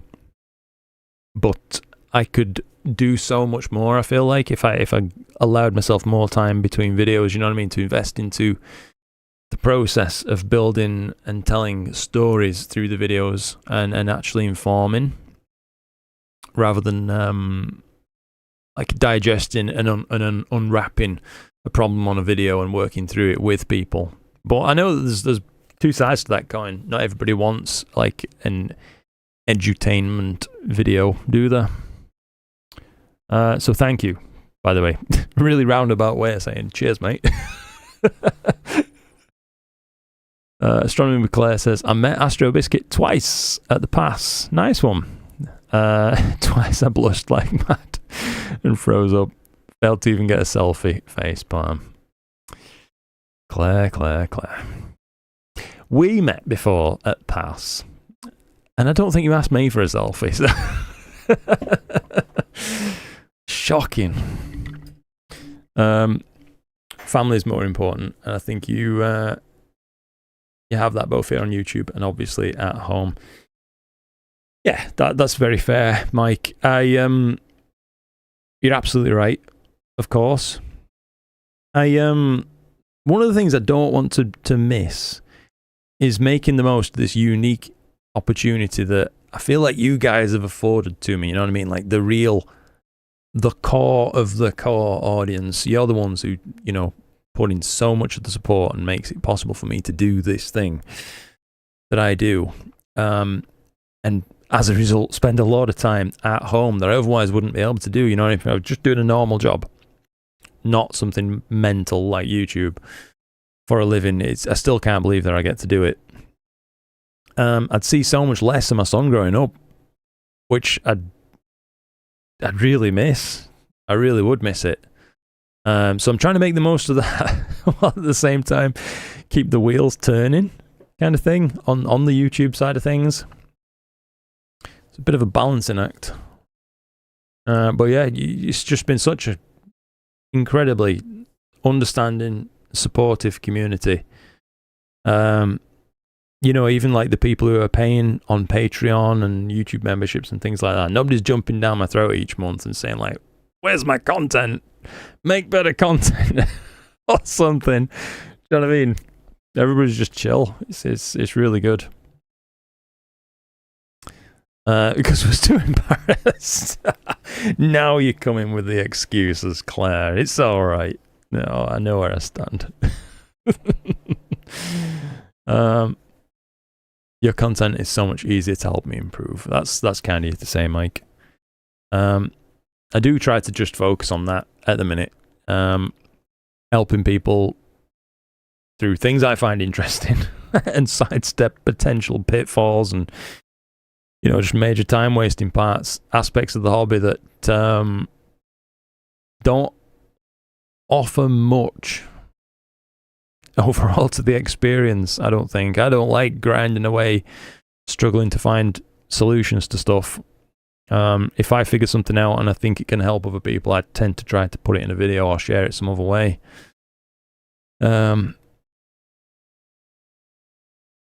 Which has worked so far.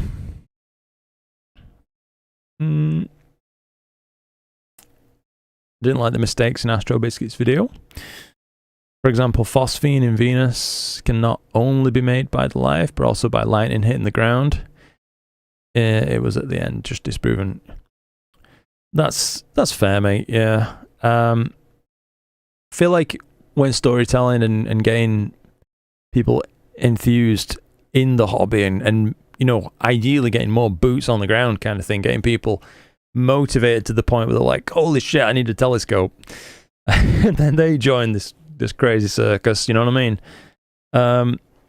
You don't want to get lost in the reeds too much with like nitty gritty fact findy stuff, but you are right. It's just that's less exciting than what he said in a way. I think he knows this. Yeah, like Frank says. Lubo is saying, is there a way to make RASA more user-friendly with small essential obstruction while retaining big size mirror? Like an F4, RASA 14. Ooh. So, I'm just trying to think now. StarXTerminator make a reducer for the Celestron Schmidt-Cast grains that does go down to F4, I think.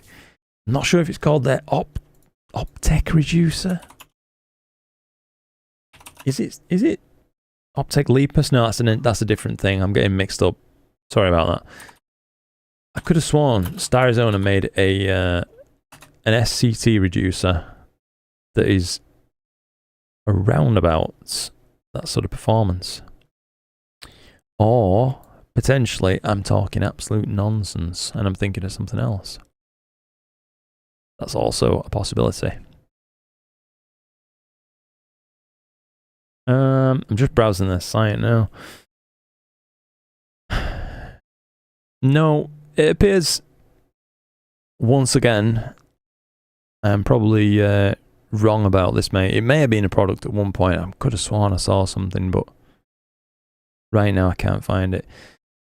But yeah, getting them more usable, that's a tough one. I think if you're looking at something around about F4, you are going to be, I mean, realistically, Newtonian territory. That's that sort of thing. 14-inch F4 Newt, that'd be doable. That'd be an enormous telescope, by the way, but so too would a RASA 14 as well as incredibly expensive. Michael Jarvis says, you're a great guide on my Astro learning curve. Oh, that's very kind of you to say, Michael. And Mike as well. Thank you for that, guys. I really do appreciate it. Like I say, I think I get a bit down on myself with my my content when I see how good other people's content is. It's like I spoil it for myself in a way. I can't just watch it and enjoy it. I'm always comparing to a degree. That's why I don't like it. It knows the facts that are wrong, but it plays it on the UFO side to get more audience. Yeah, I see what you're saying. Your Luperoni seems great tonight, Luke. It is, Ram. Yeah, can't complain, dude. Speaking of, would you recommend a 6240 FL guide scope with a 120? probably a bit overkill, actually, given that the guide scope's going to be, you know, practically as long as the main scope you're talking about there, 270 FL with the 533. It would work 100%. I think it would work, and it'd work well. But if you want a smaller rig, overall RAM, you could probably get away with like 120mm focal length guide scope. They're all right, but I don't know what you're dealing with in terms of like available leeway on what your mount can carry, the payload. Do you have other scopes that you might want to use that same guiding setup on, in which case it would then make sense to go for the longer one, as you mentioned.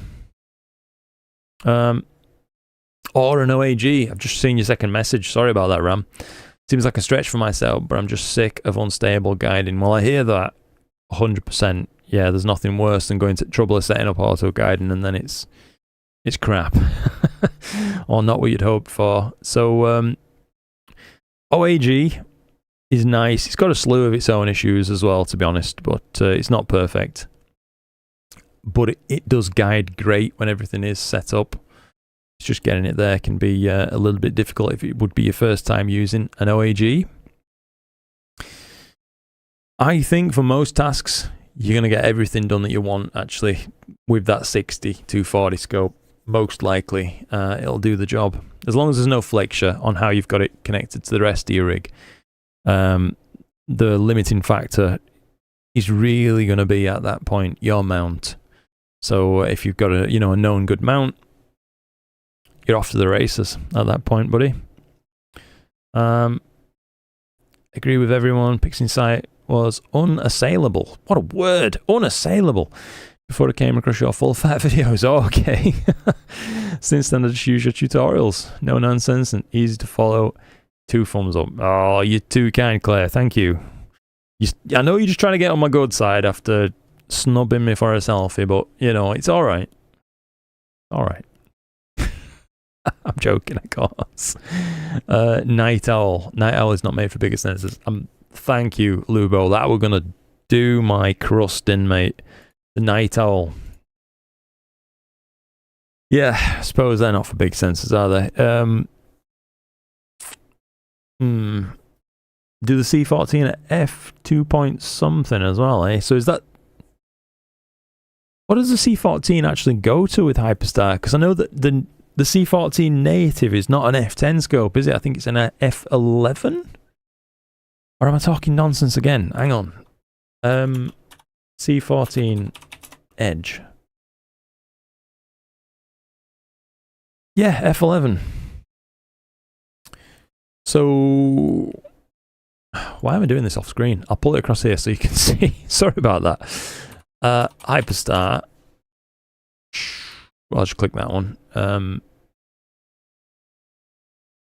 Holy crap. Okay. Hyperstar 14. B4. So... Oh, takes it right the way down to F2 still. 715mm focal length. Hot damn. That'd be so usable, you know. I'd love a... I'd proper love a C14 and a Hyperstar for it as well. That'd be madness. You know, I'd probably love a C14 and a Hyperstar more than a RASA 14, as mad as that sounds. Because then you've got the opportunity to use it with that like, turbo long focal length natively. And I've been that pleased with the Hyperstar. No complaints, you know what I mean? Kevin van der Aura. A few solar flares we've seen in the past few days. Northern America should see some nice auroras tonight and the coming nights if the skies are clear. Yeah, this we've been talking about that a little bit, Kevin. Hopefully, here in the UK too, we should see that kind of activity tomorrow night, with any luck. Looking forward to it. Chill and smell the roses, dude. You're right, Michael. You're absolutely right. Yeah. Pete, how's it going, Pete? Good to see you, mate. Hope you've been keeping well. Good, sir. Ring Neb looks incredible here. Thank you, Caleb. I'll just show you a little preview of what it's been looking like. If I can find it. So I had a brief effort at it the other night and came up with, I promise I'm not pausing for dramatic effect. I'm just having trouble finding the image. As in, I can't find the image. Goodness gracious. This is ridiculous. Is it this one? There we are. Yeah, came up with this. So, this was last night's quick effort on the ring. After going ahead and working through extremely careful colimation of my my scope. So that's the result that I ended up with from this. Just a few hydrogen, oxygen, and sulfur subs. Turned out pretty darn tasty, if I do say so myself. And that was, I get an indication for you. A total of 70 minutes. Yeah, 35 2-minute subs. 70 minutes split up between hydrogen, oxygen, and sulfur equally. That turned out nice. We've obviously added a bunch more time to that tonight. So the next revision of it should actually be even sharper as well, given we're seeing very low HFRs tonight on this data. That's this figure down here. That's like how sharp the stars are looking, their profile. The data is looking wonderful tonight. So we should have a very convincing final image. So thank you, Caleb. Hopefully that gets anybody up to speed who's been following along with the stream there. Frank Semi says, Luke, I think I've been following you a couple of years, and you and Queeve is my favourite in terms of hands-on reviews. Thank you, mate. Both really nice down-to-earth guys. That's really, really kind of you to say, Frank. Appreciate it, mate. Yeah, I really, really do. Alan says, any thoughts on mounting a mini PC on the tripod instead of the telescope? Would that have any impact on the guiding due to the cables from the scope to the tripod?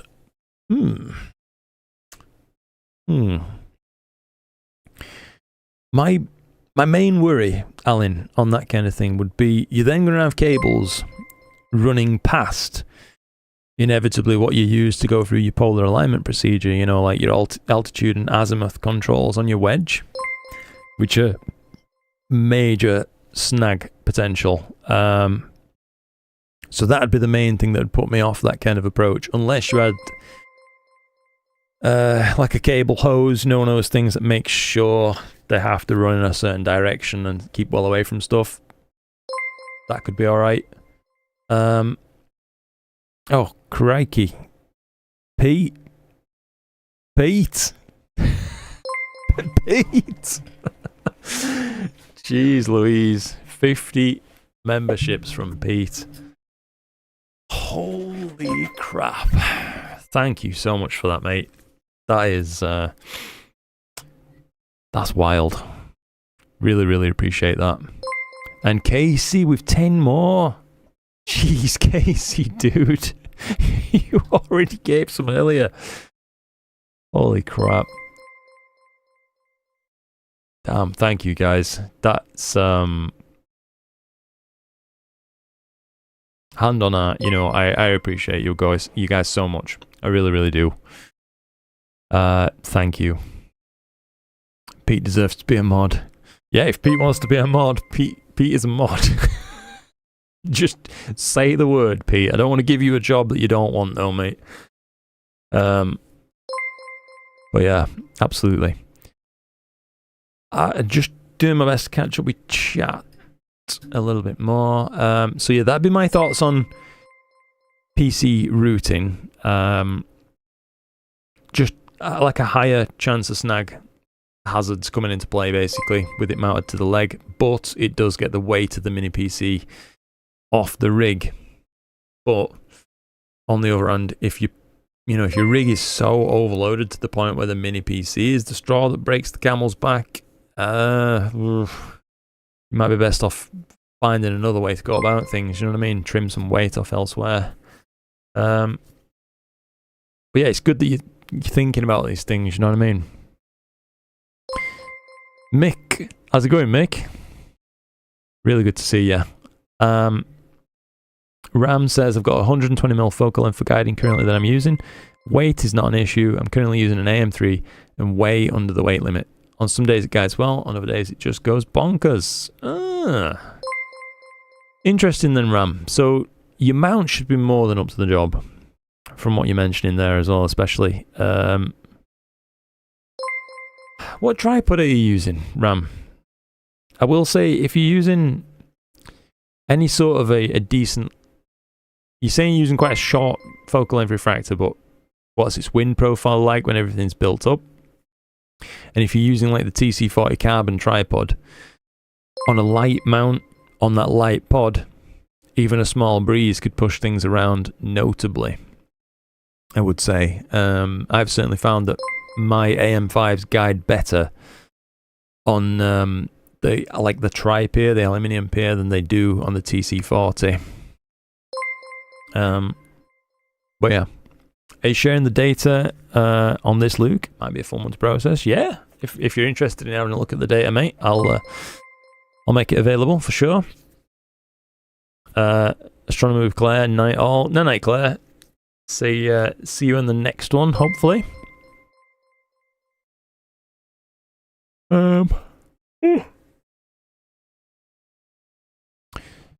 Gideon Sanders, how's it going, Gideon? Hope you're enjoying the old scopes. Just got home from work and I see you online. Won't see the aurora here as we have no astronomical darkness now.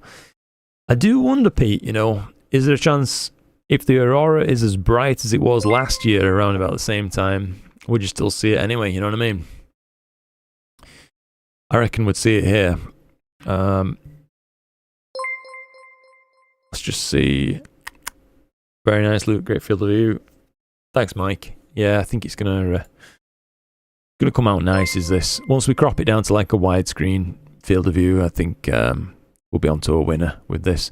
I also captured some data, and you know what? I never really made a processing effort on the cat's eye. I know that a fella in chat, Lubo in China, always wanted to see me try to shoot the cat's eye with my Edge HD, and I did it. One stream actually with him in mind on it. Let me find the data real quick. Here we are. So this was a quick look. 80 minutes per channel. A first edit. The colours are nuts. They're nothing like accurate. But that's a pretty detailed cat's eye, I have to say. You can see like ripples and folds starting to form around here. I think it's with like a more careful approach on this. This was real rough editing. This could look fantastic. So this is probably some data I need to make available as well. And in a larger sense, I do want to start shooting some more planetary nebulae. You know, tick off the big ones. Not big by apparent size, but I mean like the big names.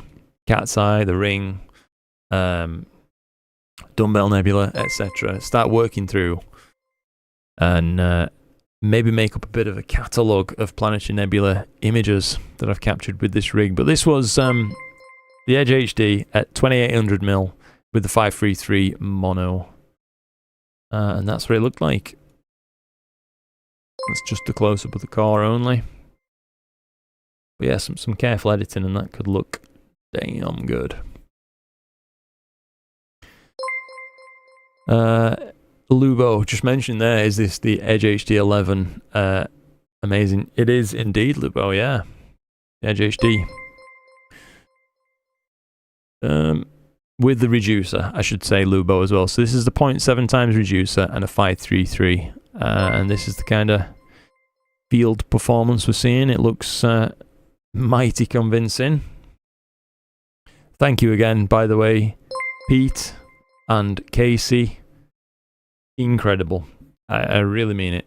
I can't thank you enough for your support. During winter, the cables get hard and add lots of drag. That's a great point, Lubo. They do. Unless they're like silicone-coated cables, then yeah, they stiffen up quite a bit.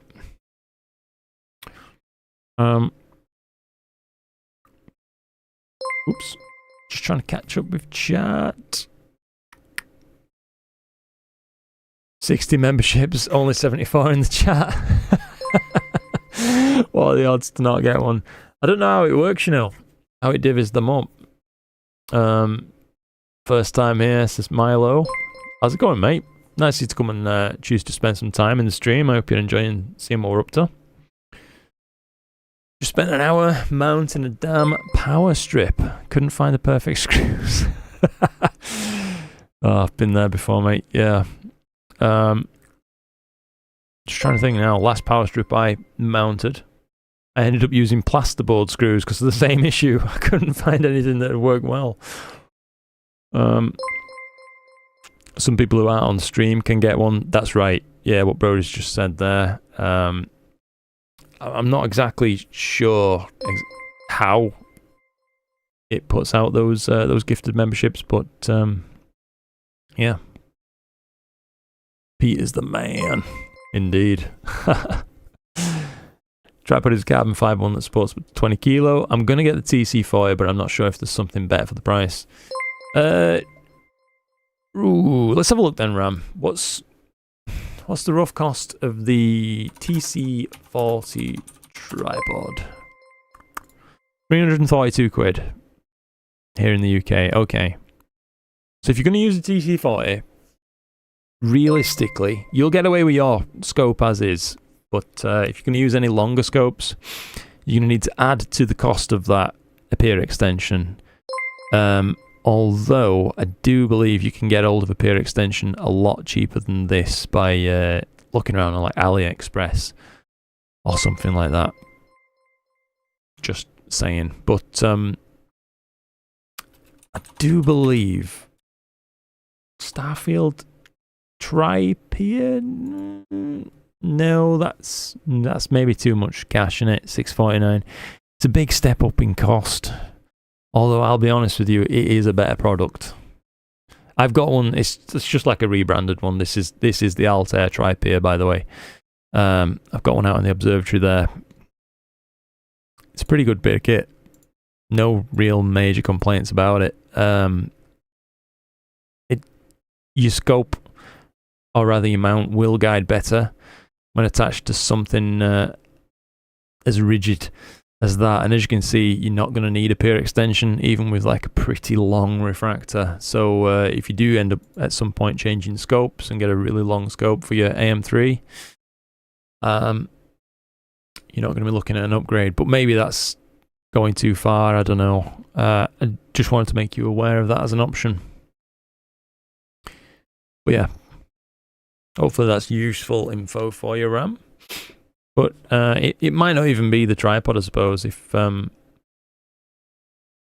you think your current one is pretty stiff and not singing in the wind.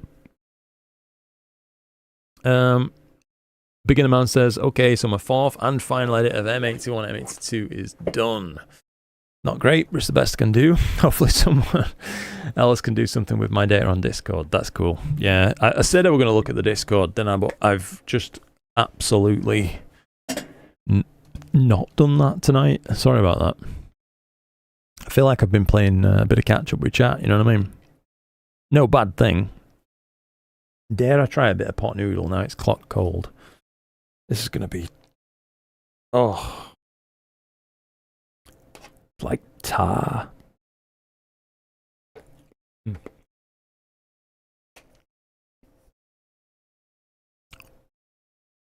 know what? Arguably, now it's completely cold. It's better. How weird's that? I'm determined not to waste it. I don't really like wasting food. have my mini PC mounted on the tripod in the middle of the tray. We'll change views, by the way, as well. Sorry about this. That's something else to see. You can see the glow of the moon, by the way, off to the left. I'm sure that'll be... sure that is the moon. Fire up Stellarium, just see where it is, roughly. You can see the faces of the pier indicate direction. So the front face that's like going towards the door right there, that's the north face. So over in the west, of course. No, I'm totally wrong. We're not seeing the moon. Where was the moon? Has it set? Let's find out. Oops. Ah! It was there some time ago. I'm seeing some other glow now. I wonder what it is. There's definitely a glow there, isn't there? I don't think I'm going crazy. Let me go outside and take a quick look. This has got me wondering. Just one sec, guys. Allow me to satisfy my curiosity.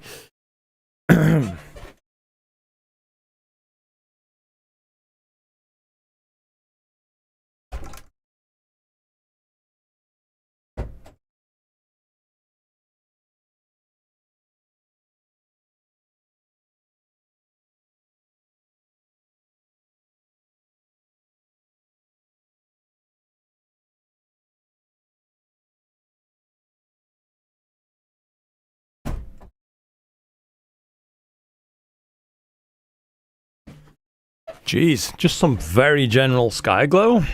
Crikey, it's bright enough that I thought the moon was still up. Completely fooled myself. Anyway, let's get caught up.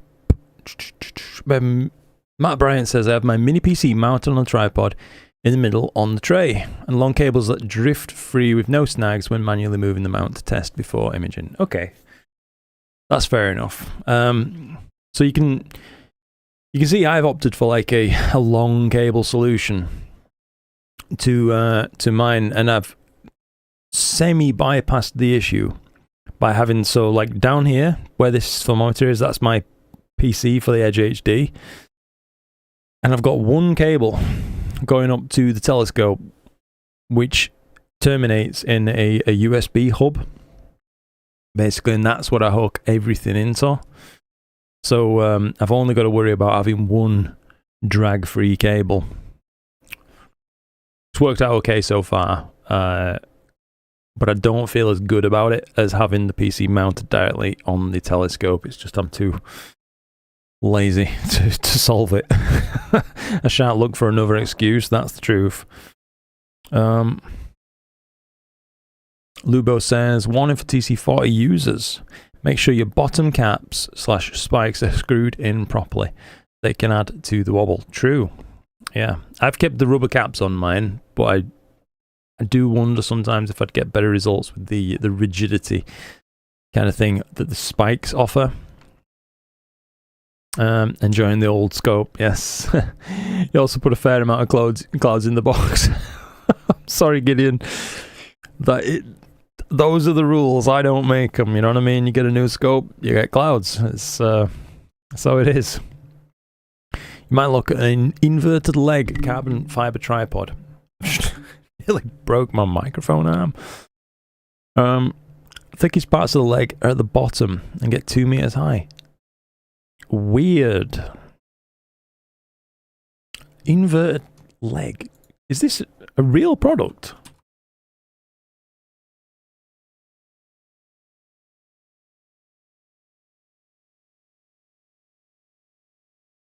Huh. Looks like more like a photography thing, like these tripods, aren't they? They're a bit, dare I say it, you know, a bit spindly for Astro use. I wouldn't want to mount my my gear on something like this, you know what I mean? Well, that one not too bad, but his footprint's not very big. I will say that. Interesting though, I had no idea they're a thing. Huh. Yeah, I mean, going back to answer your question though, RAM. I think your instincts are good on the guide scope selections that you had. OAG would work too. But if you're using,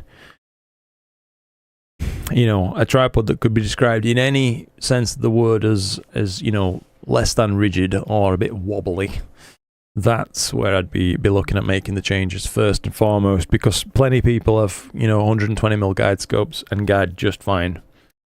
So look at that first.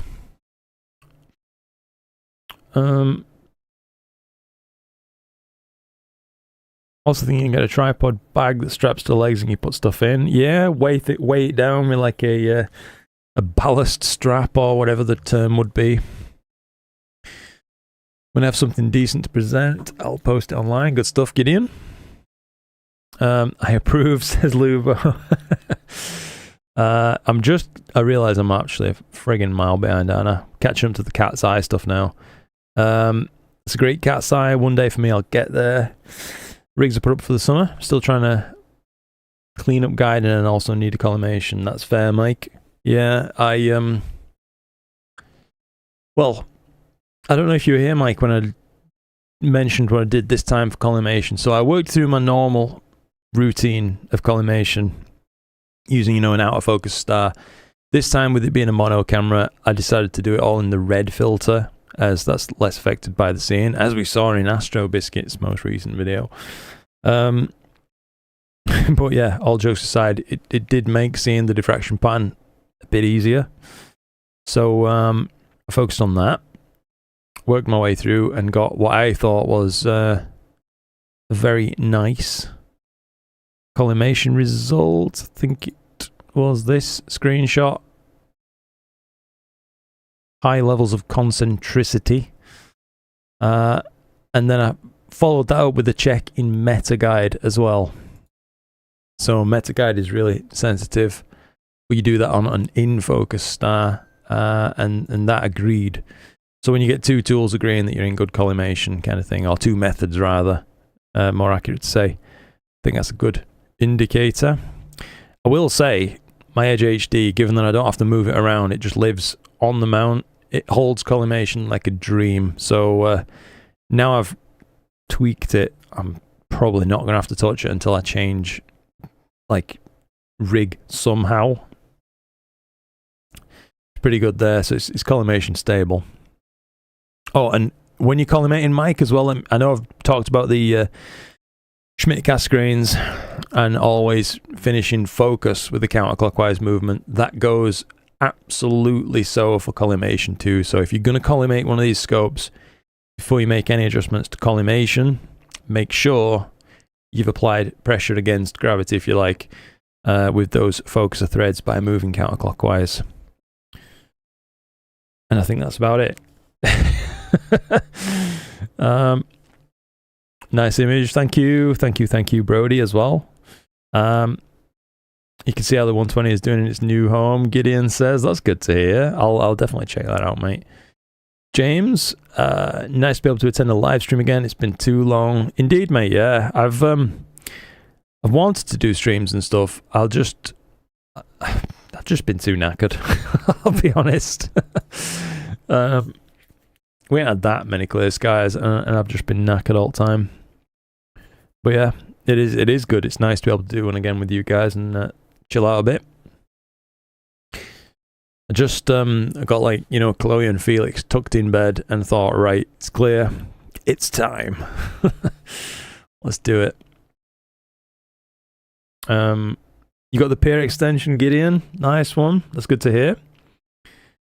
Mrs. would kill me. Yeah, hang on. I'll just check that. There we go. If I spent 640 quid on a peer, Luke, I'd need to find a new place to live. Oh, that's fair enough, mate. Yeah, sorry about that. Like I say, I just thought I'd mention it. Starfield looks like a mortar launcher. It does. Oh, God. I got two of the Ioptron tri-peers. Okay. They're great. You don't need a peer extension, even with a really long solar rig. Got ya. Comer says there's a proxy sky version of the TC40 for $215. Oof, that's a saving. There's also a Skywatcher Tripe here for less money. Okay, didn't know about that one though. Put sandbags on mine since they're out all the time. Yeah. Probably want a bio break and some drink refills before going to Astro imaging. Ram says, might be very well the tripod. It is quite thin for the job, but I was running out of cash, so I just kind of lived with it until I'm able to upgrade. Thanks for the help. Awesome. Well, I hope that has been useful for you, Ram. I guess one little test you could apply. Now you're aware of the possibility that the tripod could be the weak link in your like imaging train from floor to sky. The next time you're out imaging, if you get the opportunity to set up on a you know, lovely calm night, just take note if your guidance any better. You know what I mean? If you find that it is, we might be onto something. You know what I mean? Or if it's just struggling like always, then goodness knows at that point. Astro Canuck, if you're on a sub account, you'll run into problems with getting gifted subs. I had to switch to my main account to get one early on in Luke's live streams. Interesting, Scott. Did not know that. Alexander Todorovich. Hi, Luke. How's it going, Alexander? Hi, everyone. Great to see everyone again. It is indeed, Alexander. Thanks for coming and spending some time, mate. There is no moon at this time. It has set. I have now realised that, Gideon. We've all been there, Ram. Might just want to wait on the TC40 and saving up a bit more, especially if you're potentially going for a longer rig as a next step. Yes. Like I say, like Mike's just mentioned, like we're on about kind of with the bigger tripod kind of thing. Yes, it's a chunk of change, and I absolutely understand. It's no cheap thing. But looking down the road, you know, if you do find yourself absolutely loving astrophotography long term, there's worse things you could spend your money on than like a good tripod. 100%. Let's just see.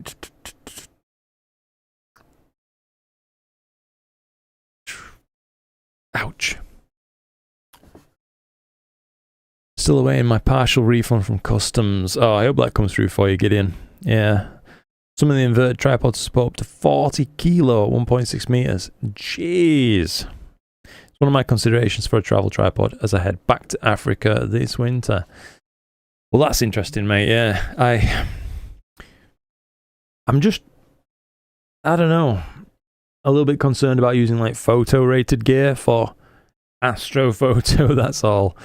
I know that like at one point I'm trying to put together a bit of a lighter system for my AZ GTI that I had at the time, or rather still have, but is not in use. I purchased from Amazon, you know, one of the like a 12 kilogram rated tripod. Or so it said. And I know it's off to a great start. Purchased a cheap tripod from Amazon.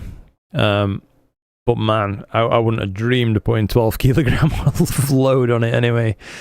That's for damn sure. So I do wonder if like the ratings are a bit different for the users. Unsure. Or if I'm just talking nonsense. Wouldn't be the first time. Off to bed now, says Beginner Man. Great stream, Luke. Thank you, mate. Looking forward to the next one. Clear skies. Clear skies, mate. Thanks a bunch for the refresh on colimation. No problem, Mike.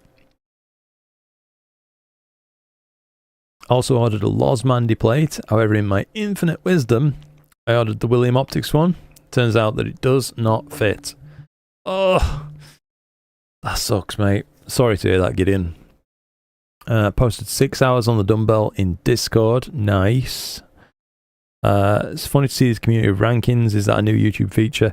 It is indeed, Gideon, yeah. Someone pointed it out at the start of the stream.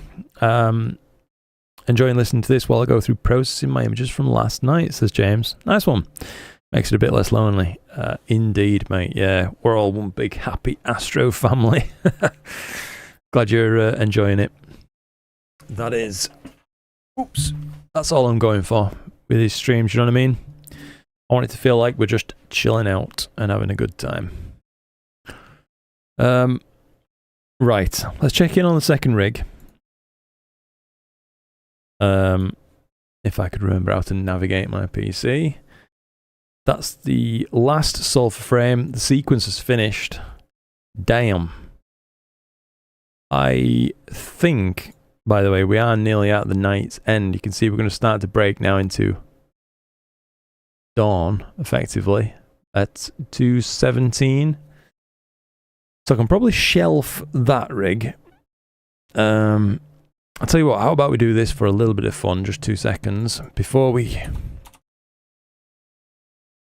shut that rig down. I will load up M57. Let's take a 2-minute HA sub on that and we'll compare what it looks like on the screen. We're drinking tonight. Yeah! Deep Space Astro, good to see you, mate. Hope you're keeping well.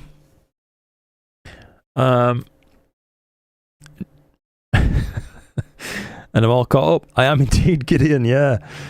Finally, dude. Took me enough time, but we're here now, living in the present. Last year I travelled with a TC40, AM3, ASCAR FRA 400 and a 2600. Found the tripod a bit heavy. Oh, Casey. Crikey, mate. You've absolutely gone crazy tonight. Thank you, mate. Thank you so much. You're an absolute legend, dude. You really are. Thank you. Welcome aboard to the new members, by the way. I don't know if any of you are in chat. What are you drinking? Iron Brew? No, I wish, Gideon. I'm all out of the good stuff. So I am on Asda's own 4 times blackcurrant squash. 4 times strength.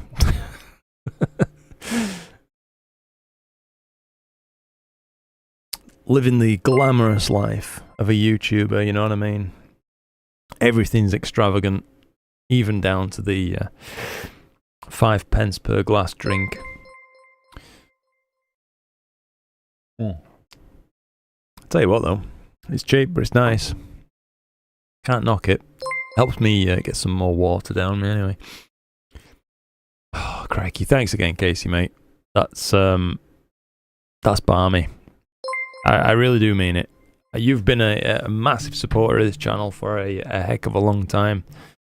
And I want you to know it is appreciated. It really is.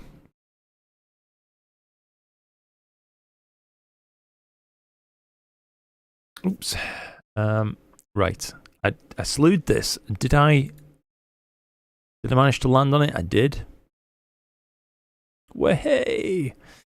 Hey, I wonder if we'll get away with a 2-minute sub. I hope so. Let's just fire one off. 120 seconds. In hydrogen, it shouldn't need refocusing and stuff. I'll bet we'll be fine. Just see what it looks like.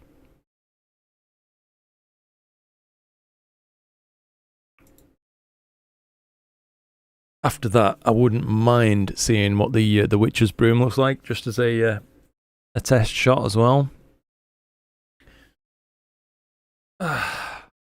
Itchy nose syndrome that I always get inside my observatory. If you weigh your TC40, including triangular cloth, you'll be able to get an ASCAR SQA85. Ooh. Damn. Yeah, I suppose, like I have seen it before, of course, that's what they're for, like the loading sack underneath, where like people will take it somewhere remote and just stick a bloody rock in there or something like that. Does make sense. Yeah, I can imagine that working pretty well. By the way, my wife gave me a temporary Astro spending prohibition since we're in the process of looking for potentially buy a house. Damn. Well, that's a cool thing to be doing anyway, mate. Is like the quality of the skies on your shopping list for your house, I imagine. Oh, welcome aboard, by the way, Astro Canuck. Appreciate that, mate. Lucky you, constant clouds and rain here in eastern US. Now we have wildfire smoke from Canada and Saharan dust. Jeez. I think I saw on, might have been on the Discord or something, someone said they could see the dust in the air and it was making their eyes sting. Like, that's not good. Good luck with the house won't get in, that can be challenging. After that sell, I'll try to get the garden observatory approved. Wife approval factor is on the low side at the moment. Ooh, look at this. We had a guiding error while I was trying to take this image, so that's ruined. Well, chuff. It's rinsed me. I'm assuming I set that off without actually revisiting a fresh loop. So, not to be outdone, I will take one more sub.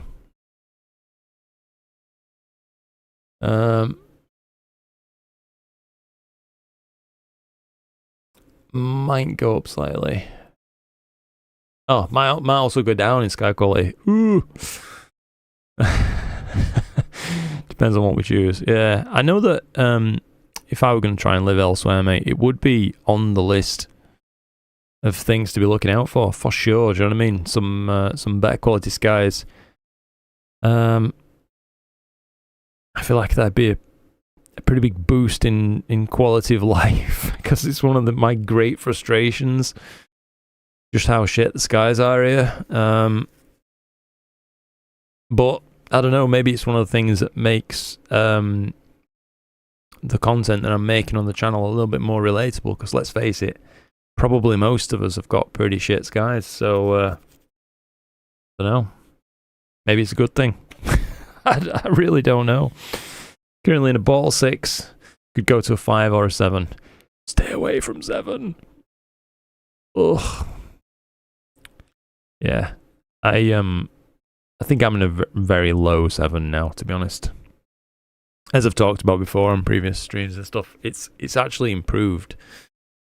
As bizarre as it sounds, as we went onto LED lights, just due to the better shielding. The previous lamps were terrible. Aim to go back to her hometown. Quite a few greenhouses over there, also known as Seed Valley. Interesting. You've just brought up something there. There's an area of Spain on the coast that's just covered in greenhouses in there.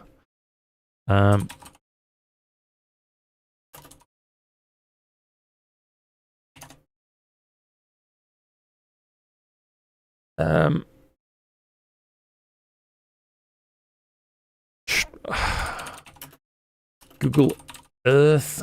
Is this still a thing?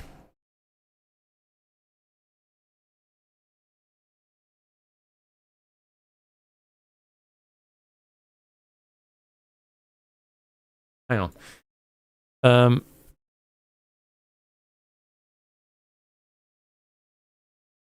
Yeah, like here. As far as I'm aware, like a huge portion of southern Spain down here, visible from space, is greenhouses. How balmy is that?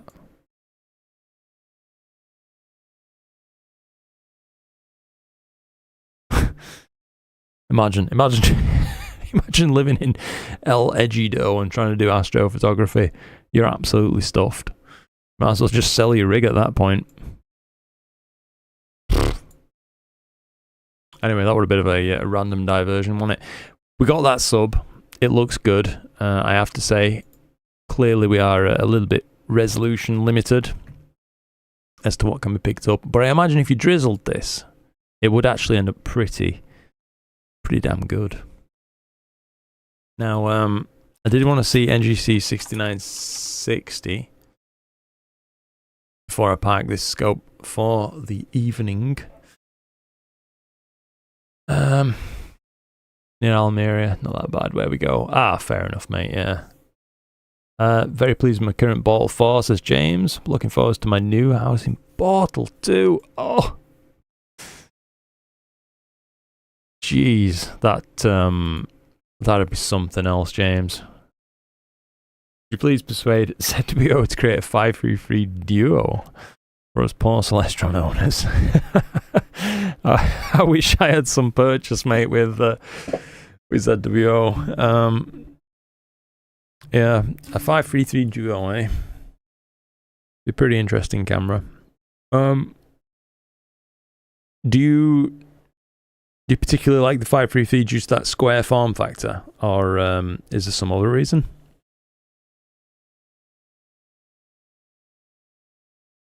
Still around 20 in SQM.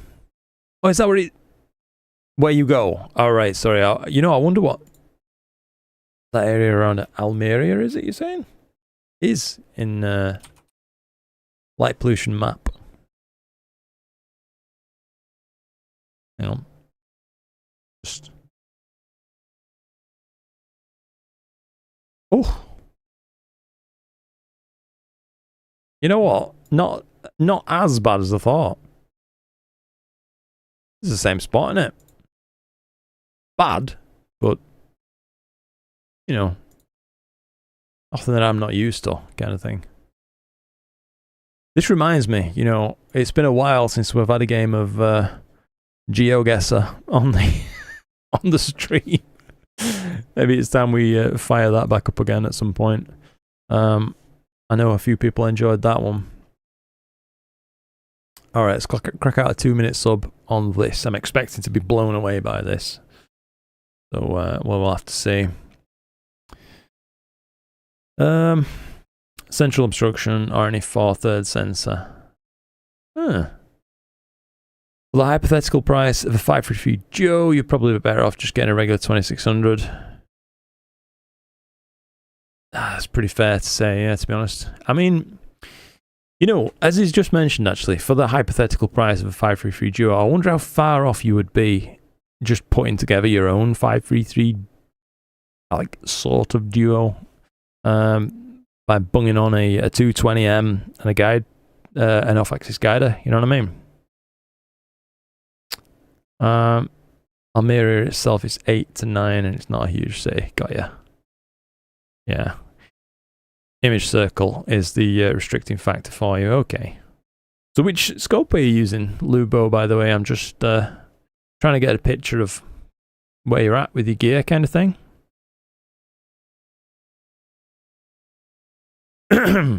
Excuse me. Oh.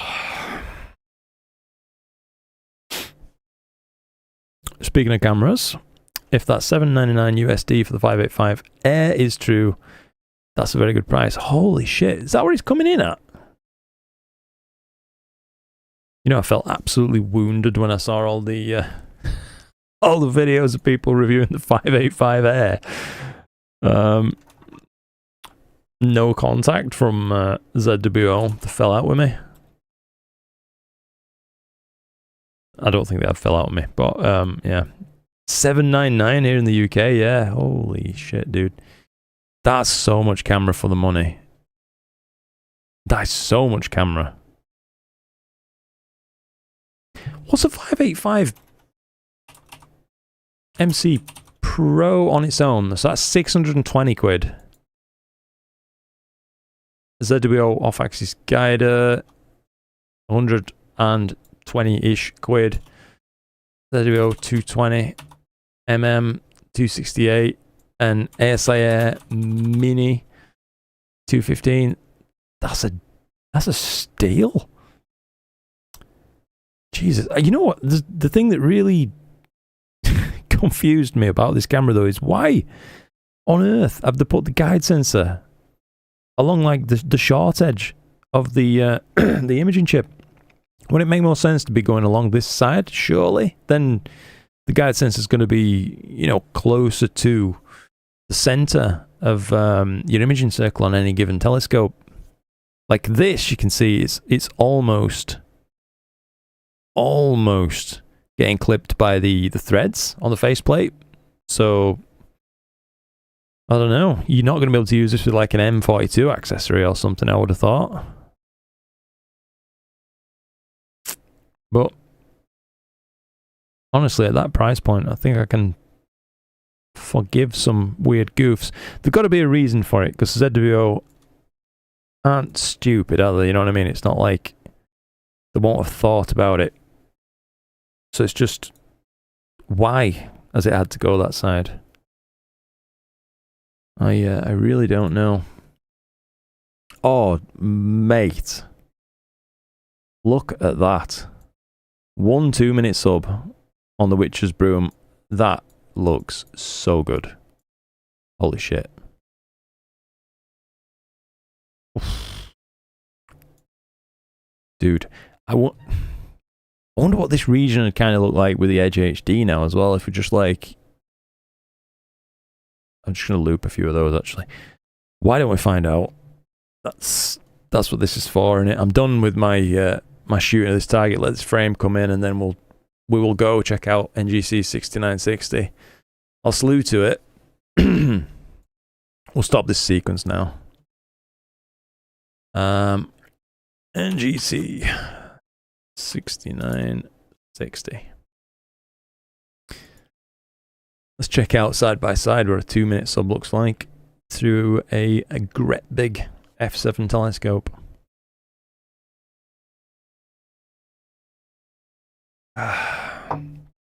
So I think, I don't know, do we want this star in the field of view, or I think this is the most interesting region of the whole thing because it's got like that helix swirl going through. I reckon that bit, to be honest with you, or maybe I could catch best of both. Yeah, about there. We'll give that a go. See what that kind of looks like. I'll have to perform an autofocus though once I do get there. Milkman, just seeing you joined there, mate. Good evening, Luke. Good evening to you too, sir. Hope you're keeping well. Hope you and your family are doing well. Good to see you here. Thank you, mate. Yeah, it's nice to be here. As I say, good to see you. Hope you're doing well. I've been wanting to do a stream for a bit, mate. I've just been, as I've said, a little bit knackered recently. I don't know what's up, to be honest. I think partly is just parenthood catching up. Like, it's tiring. No two ways about it. Other than that, I don't know. Just tired. Oh, you've got an Edge HD 8. Got you, Lubo. Sorry, mate. I missed what you were on about before. So yeah, let's get this auto-focused and then we can have a crack at this region because that looks mad. Is it done? I think it's done. Right, autofocus time. Put it in your basket and hit buy. That's it, mate. I would say I might snatch that up, but as mentioned, at this moment it will be hard. Absolutely, mate. Just wait it out. You know what I mean? These things aren't going anywhere. How good is the guiding if you have filters? That always deterred me. Good question. No fly drone. So I'd initially worried about the same thing until I got the 2600 Air. Tried it with the narrowest dual band filter that I have, even through a small aperture refractor. Admittedly, I had changed guide settings from what I had been using before, but I just went with a reasonably high gain. And in my case, a 5-second loop gave me plenty of guide stars to work with. Might sound like a long time, but it works absolutely fine. Even on, an AM5, a harmonic mount, no trouble at all, guiding for as long as you want. So it turned out to be a bigger problem in my head than it was in reality. Like most things, actually. Come on, V-curve. Do your thing. Does the guide sense placement really matter that much on an M42 camera? No. Probably doesn't matter a huge amount, no, but I don't know, it feels suboptimal. Do you know what I mean? That's probably all that it is, but as I say, ZWO, anything but stupid, so they must have thought about it, and there's got to be a reason why it's that way.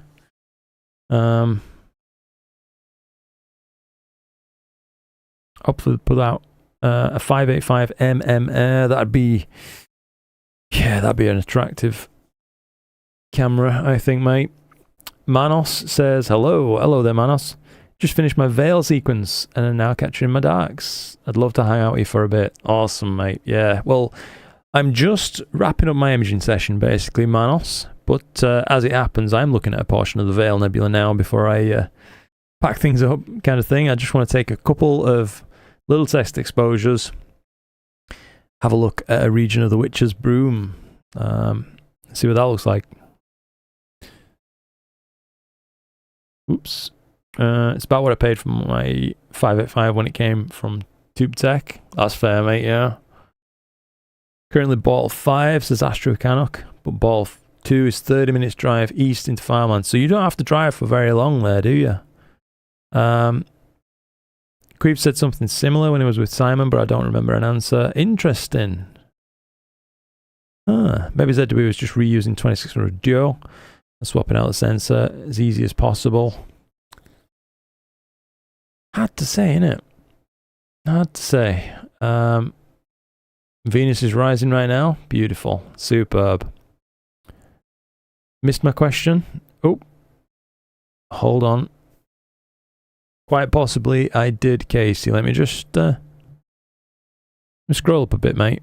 Ah, okay, I had an idea, but I only have one problem. I was thinking of picking up the 2600 Air to build another portable rig where I'm shooting at f2 3nm filters. Don't think the guide will work with it. Thoughts? I think you'll be fine, Casey. Yeah, so the reason I'm saying that is I've used a look at that, that's a bizarre curve if ever I saw one. It looks like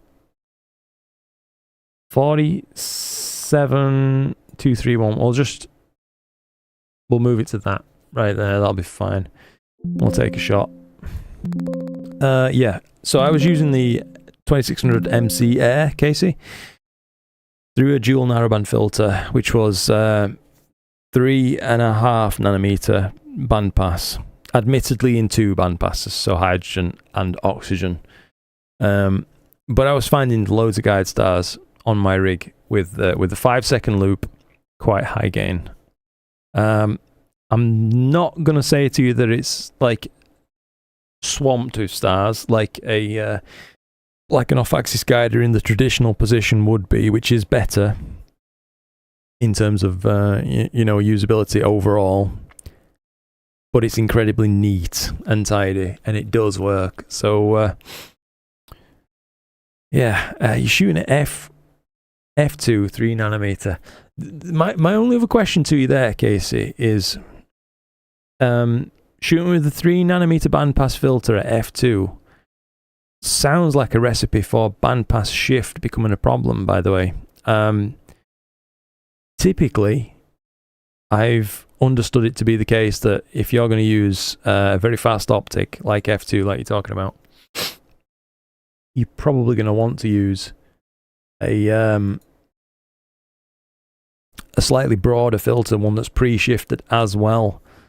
Like 6nm or so is as narrow as I'd heard that you could go, but maybe there's new filters, so I'll temper that with the fact that I'm probably using out-of-date information there. But now, yeah, I've caught your question now, Casey. Let's talk more, mate. If you have some questions about it, for sure.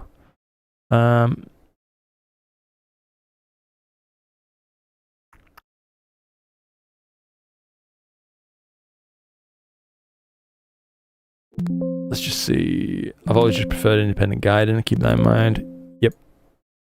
I understand that, mate, for sure. As you're hearing though right now, standard off-axis guiding. It's not exactly always just a walk in the park either.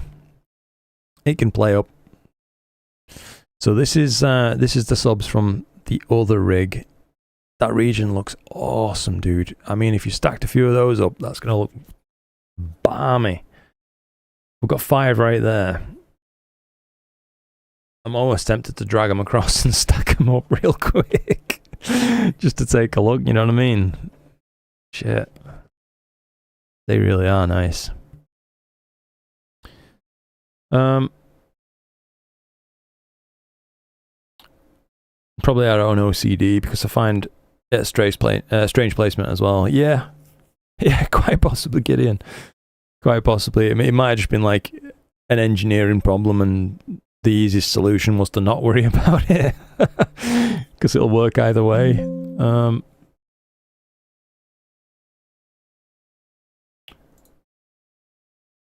Alright. It's got one more sub there, so I'll stop that looping now, and we'll go ahead and park that telescope for a start.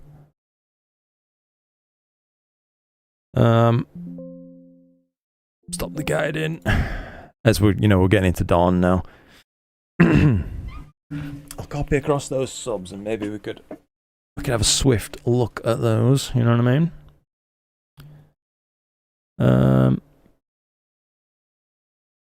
No cameras till those tariffs sell. That's fair, yeah. I just heard on the news that there not being a Supreme Court ruling. As far as I'm aware, this is like an English bloke's second-hand American news. Well, I'd heard there'd been like a Supreme Court ruling overturning Trump's ability to place like sweeping tariffs, as he may have overstepped his powers. That's what I heard.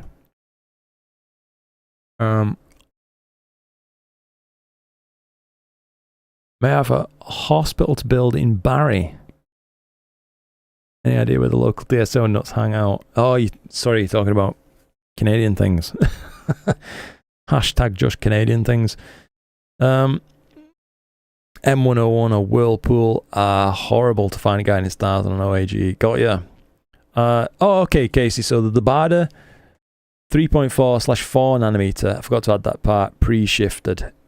Got ya. Yeah. Well, given that you're using an f2 scope, dude, I think you will have no trouble whatsoever. As I say, using a small refractor, like f4.8, I think I was testing it with the SQA 55 at that time. Just a real non-issue, basically, mate. I really have to say it was far greater of a problem in my mind than it was in reality. I definitely wouldn't want to steer you wrong on this, so I'm saying that because I feel pretty confident that I think you'd have no trouble. So yeah, as long as your scope that you're using, by the way, the f2 scope you're talking about, Casey, has a big enough image circle to illuminate that guide sensor well. That's the other prerequisite. So yeah, gotta go. Thanks for a great live stream, Luke. Hey, no problem, Lazy Astro. I appreciate you coming and spending some time with him, mate. I really do. Thank you for that. We will just close Nina on this PC. That's fine.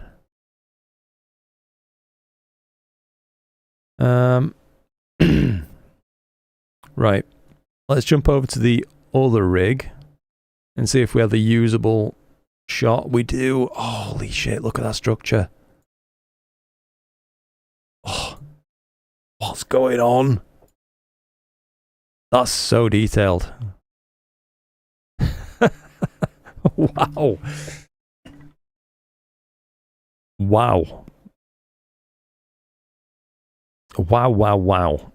Look at the size of these stars as well. I mean, this is at 2000 millifocal length, basically. Stars natively as small as that once we hit those things with BlurXTerminator, it's gonna look like Hubble data or something ridiculous. Jeez. That's so promising. Great to see you on a stream, says Jake. Hey, thank you for that, mate. Finally got good stars on my 130-28 HNT CF after about 2 weeks of testing. Sick. Ocal and Hocus Focus got it sorted in the end. Greens from Australia, formerly UK. Nice. Well, I'm glad to hear you're enjoying the stream, Jake, and I'm doubly glad to hear you've got your telescope up and running, mate. That's a big thing. If ever I could stop coughing at you. Sorry about that. Nice shot. What scope is that? Thank you, mate. So this one's the Edge HD11, 0.7 times reducer, and a 533 mono camera. And I'll be honest, that is pretty much blowing my socks off. I have never in my life seen such a detailed part of the veil. Probably because I haven't gone looking. There will be better images out there, but single subs looking like that. Jeez. That's so promising. Amazing subs for this time of year. Thank you, Mike. Yeah. It's a Rokin on 135. I'll pick it up and see what happens. Ooh. Oh, okay. That's just changed it slightly, Casey. Trying to remember, I had a Rokin on 135, the Samyang version as it's branded over here. And I remember it covered APS-C quite well. But I can't remember how much drop off there was towards the edges. I really don't know, mate. This is a tough one because it's like such a chunk of change, isn't it? You know what I mean? Buying one of those cameras. So I would hate to give you bad advice in this case. I'm not 100% that it's going to work well with the Rokinon 135, given that I know it's a camera lens designed for at least APS-C. But if I might be misremembering, I seem to remember there being some like notable drop off towards the corners, and that's really the part effectively the guide sensor is going to be looking at. It's about as illuminated as the far left or right edge, if you like, on a APS-C size sensor. Crikey, look at how much brighter the sky is now. That's ridiculous. Let this take one more sub, and then I can stack like 5 subs from each, and we'll take a look at them side by side. I'll just crack open a new folder. What we're going to call this thing? NGC 6960 Battle. Alright, just open that up a sec. Need to also open this thing. Sorry. Hope this will be worth the wait. Documents, Nina. Here we are. Some snapshots. Whoosh. Oh, hang on. SQA 106585M. Drag those in.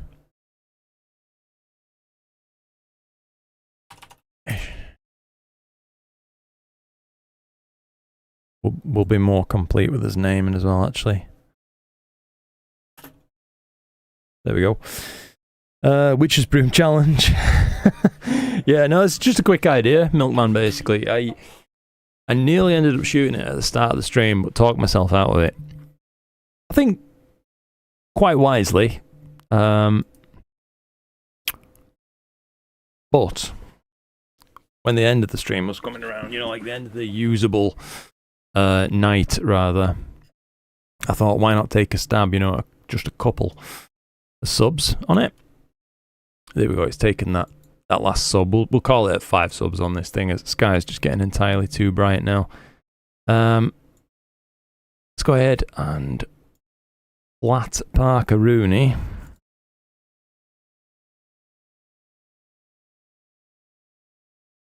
can see this thing going home now. Not lost much temperature as night's gone on. For those of you who remember, earlier on it was about 15.5. We've lost a degree, basically, as the night's gone on.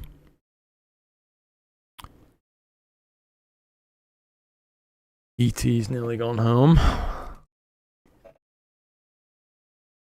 Lovely. Nice to see that this is that cable I was talking about as well. Everything's just like going through this one. It's a slippery customer. It doesn't really, touch wood, seem to get caught up on much. Owing to the angle that I've got it installed on the scope, kind of sticking off at its natural stiffness helps it from getting in any precarious positions. Right, look at that image train. It looks ridiculous. Right, we will close that down as well, and that, and that. Copy across some data, and we can do a very quick little stack for this micro challenge.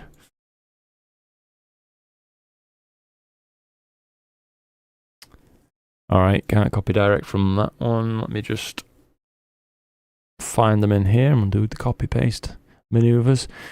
Sorry about this, guys. I will get this figured out as quick as I can. Snapshots. There we are. Copy.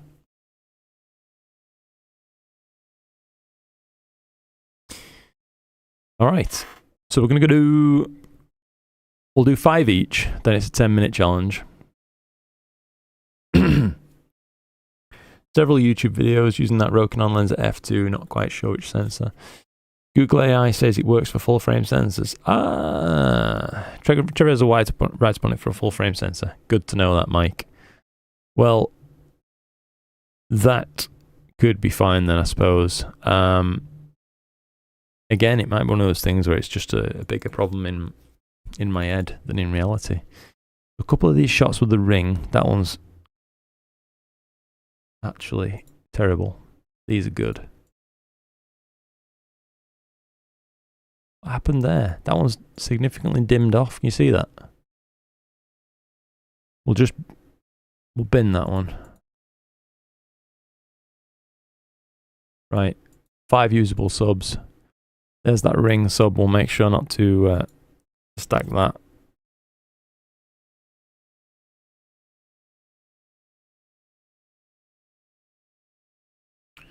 Right, let's fire up APP.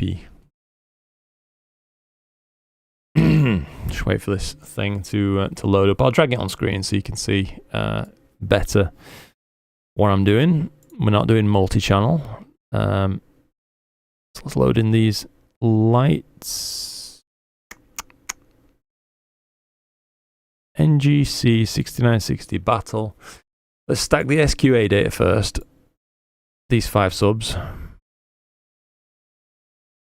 We'll just go ahead and integrate. I wonder what these are going to look like, you know what I mean? Could be tasty. I love doing side-by-sides and things like that. I think more than just about anything in astrophotography, little tests keep me enthused. Oh, look at this. Ooh. It already looks so good. Right then, let's drag that one. Where did it save? Hang about. Where the heck did you get it outputted to?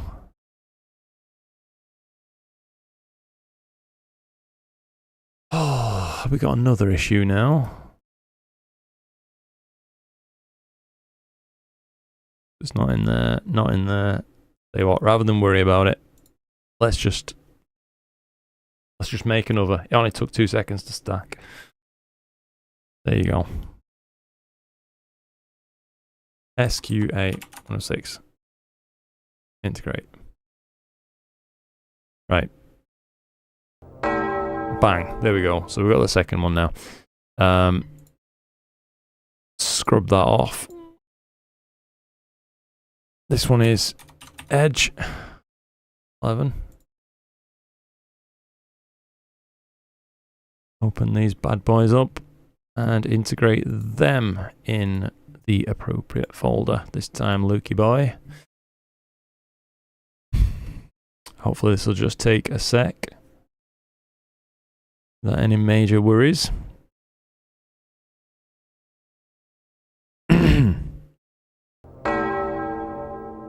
Ooh, that's silky. Holy shit, you know what I mean? 10 minutes. Okie dokie, let's, no, don't save that window position, that's bloody terrible. Save it there. Right, got both of these, I'll just take a little side-by-side peek. Aroni.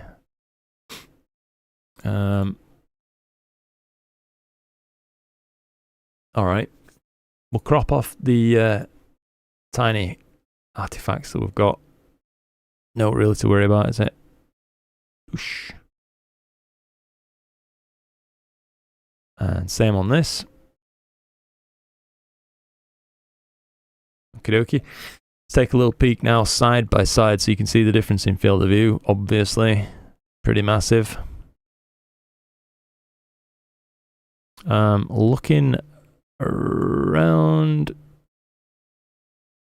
well, like that region, that's similar in size.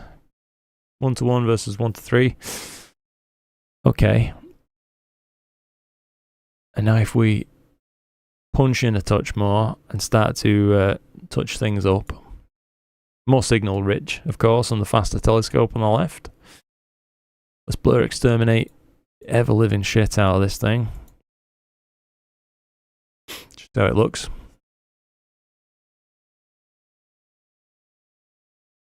Let me get chat back open as well. Sorry about that. I will transfer myself to bed. Good evening then, Gideon. If I haven't caught you too late there, is there any chance you could publish more previous live streams? I like to watch them when I'm imaging, like I did when I was in the UK, but the time difference doesn't sync anymore. Absolutely, Jake. Now, if you... Just hang on, let me just open up my channel for you, bud. So, if you navigate to my channel on YouTube and click live, you'll see all my previous live streams archived for you. So, right from like my first live streams that I've done way back here to today's will pop up after this is done. So hopefully that's useful for you. I don't think that many people know about like the live tab and the fact that everything's getting archived there. But yeah, it's there for you. I BlurXTerminated that one. Needs more frames, really, does BlurXTerminator work properly. We apparently BlurXTerminated some hot pixels while we were at it, you see, which is less than ideal. Yeah, the hot pixels are tripping it up. Shit. Huh, first time I've tried to use BXT and it's kind of fell flat. Classic. Let's apply some NoiseXTerminator anyway to these. Jesus Christ, that tool is unreal.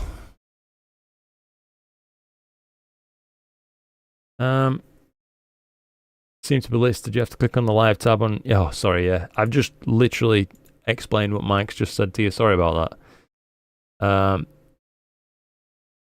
Don't think there's been recent ones. I could be wrong.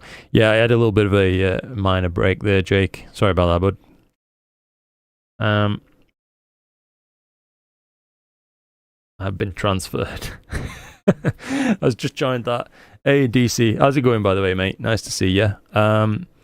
Was that on the 533 on the Edge 11? It is indeed, yeah, with the 0.7 reducer. So what we're looking at on this is a failed attempt to BlurXTerminate for a start. So try not to pay too much attention to that. But on the right, we have the Edge HD 11, 0.7 times reducer, 533 camera. In both cases, 5 2-minute subs. On the left, the SQA 106 with 585 mono camera. Again, 5 2-minute subs. And I think, you know what, both have turned out really rather nice. And I have to say, I was like really excited about the Edge image, and I still am. I can see so much potential in it. But I'm very impressed by the SQA. Very, very impressed. There's not that much bloody difference, is there, between them? You know, when they're both presented at basically the same scale, there ain't that much between it there. Obviously, there's that stronger signal to noise ratio, but the features, the tightness in the features is all there on both. Phenomenal. Oh man. All I need now is 6 more SQA 106s, and we'll fire them up into like a dragonfly array, and all will be well. Yeah. Right, I am about done with this live stream as it happens, guys. Yeah, I'm sorry about that for anybody who's just joined, but it's dawn. Do you know what I mean? Right at the end. Good to see you too. Glad I called the stream. Yeah, sorry about this, DC. I am about finished with it, unfortunately. This was just a last minute test. What we've been actually shooting tonight with the Edge has been the Ring Nebula. I was working on an image of that, so I'd got it in my head that I wanted to take this year some more planetary nebula images. Inevitably ended up just stuck using the Hyperstar non-stop every opportunity I got, which is not really suitable that much for most planetary nebula. So I decided to finally bite the bullet, swap back over to the, you know, Edge HD in its native form, or rather reduced like I have tonight, and start those planetary nebula image shots. And I kicked things off the other night with this, a brief look at M57. So this was 70 total minutes, taken with that same rig I just mentioned there. So I thought, why not add some more data to this, because it's already showing so much detail. I think the final image of this is going to look phenomenal. And then on the second rig, I was adding a bunch of time to the Cygnus wall on the SQA 106. I'm hoping for a nice image from that at the end of everything as well. And that's what we got up to. Is it worth considering an observatory in a Bart Lake backyard with an Edge HD 8? Alan asks. I think it's always worth considering an observatory. Yes, if you feel like one of the limiting factors for you getting out and enjoying the night sky more is the difficulty of setting up, then it eliminates that to a large degree. So if it's within your means to get an observatory, then yes, you know what I mean. I always think it's worth doing, regardless of which ball that you live in. And I think an Edge HD is probably a pretty good choice as well, as you can shoot a lot of targets with that are going to be, you know, light pollution's meaningless effectively. Like if you want to do some planetary shots, lunar shots, etc., that's all fine. Doesn't really matter where you live, it's just as long as the scene's good. Deep sky stuff, admittedly, broadband work, you're probably going to struggle. You may wish to, down the line, get something called a Hyperstar for your Edge HD 8, if you don't already know about those. That will allow you to capture a bit more than you otherwise would. But there's a lot of options with a scope like that. It's a bit of a Swiss Army scope, if you like. So yeah, I think you're on the right track, dude. Alexander is asking, Luke, for your Edge setup, what off-axis guider and camera are you running? It's the Player One Aries M Pro, so 533 mono, and the Player One OAG Mini in that case, as well as the Player One Phoenix filter wheel. Inside of that, I have 6.5 nanometer astronomic filters for SHO, and then it's astronomic deep sky RGB and a luminance filter. And that's the full rig on that one, Alexander. I see. No worries then, DC. As I was just mentioning to someone, by the way, I don't know if you already know about this, but if you do like the streams and like catching up at all, DC, then once this stream finishes, it will go live on my channel as like a video on demand, just underneath the live tab, and you'll be able to find it. You want to catch it from the start, dude? Great stream as always, Luke. Thank you. Hope you get a bit of sleep before the little one wakes up. Oh, Mike, honestly, mate, this is one of the reasons I think I'm knackered all the time. I can't sleep until like someone else is ready to wake up. I'm that worried about something happening to Felix. Yeah. It makes it impossible to get to sleep, basically, until someone else is waking up. Which means I'm sleeping at weird hours and inevitably, probably, strongly contributing to the knackered factor.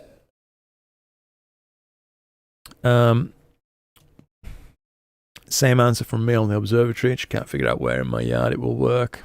That's fair, Mike, yeah. Good to know that worked for you, Alexander.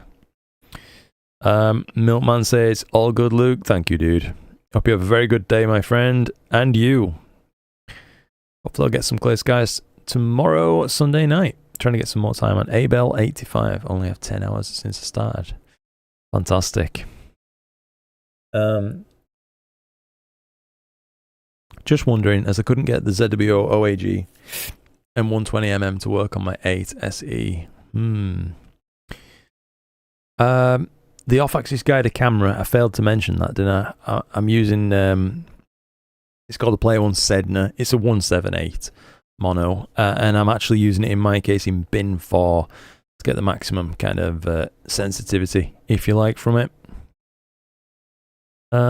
Can watch it from the beginning now while live. Oh, super. Fair enough, yeah. When my kids were newborns, no sleep for me. Yes! I'm glad I'm not alone with this, dude. It's just, yeah, I don't know what it is. It's like some sort of weird instinct that I'd not anticipated ahead of time. I thought, you know, like, it's going to be fine. I'll be able to get to sleep. But I just can't, mate. I have tried, but I find myself, like, looking over and I'm watching his chest, waiting for him to breathe and stuff like that. It's it's weird. But, yeah, it is what it is. I know it won't always be like that. I don't think I'm going to be doing that when he's 18 years old or something, so at least I hope not. Crikey. A second child will fix that. That's fair enough, Mike. Headed out to see if tonight might be okay to sail. Great stream. Thank you, Astro Connacht. Appreciate you coming and spending some time with us tonight, mate. It's been good. We all go through that, Luke. That's fair enough, Mike. Yeah. I've spoken to my parents about it. Same thing, like, you know, like, did you do this? Yes. Yes, they did. I'll tell you what, though, God knows how they managed to do it. Because, like, obviously at the same time, my dad will have been doing night shifts. So, like, he used to work night shifts in a warehouse. That were his job back then. Apparently, you know, when I were a nipper. So it can't have been that easy being away all the time, sort of thing. But yeah, I guess in that regard, I'm extremely blessed, aren't I, to be able to at least be there to watch for his chest moving, rather than just worrying. Yeah. Anyway, random stuff, but it is what it is. Ouch. Yeah, I've enjoyed myself. It's been nice, actually, just chilling out with you guys and spending some time doing this, to be honest, rather than just spending every day worrying. Totally, it's completely terrifying. With the little ankle monitor and everything, right? That's just good parenting, thank you. Enjoy it, they grow up way too fast. Dude, I'm seeing that already. I really am. I can't believe how much changes are happening so fast. Not to go off on another random tangent, but if you'll just allow me like a micro one. Everybody warns you, don't they, that like kid's gonna like boot up about, I think, 10 weeks or so, they say. He did. But just from like then onwards, I've just been seeing new stuff every day. It's absolutely, it's mad. Even down to like playing with him, just spending some time doing stuff in garden or whatever it is. He's now paying more and more and more attention as time goes on. I'll tell you something else I did today as well. I printed off a lithophane. Just quickly show you that. Using my 3D printer of him. So that's how that turned out. Turned out pretty nifty. I've got any other pictures for you. This is him standing on the deck. We've just made some decking today, me and my dad. He's stood there with his little feet, having a look. That's my observatory. I am somewhere in there behind Chloe's hair right now.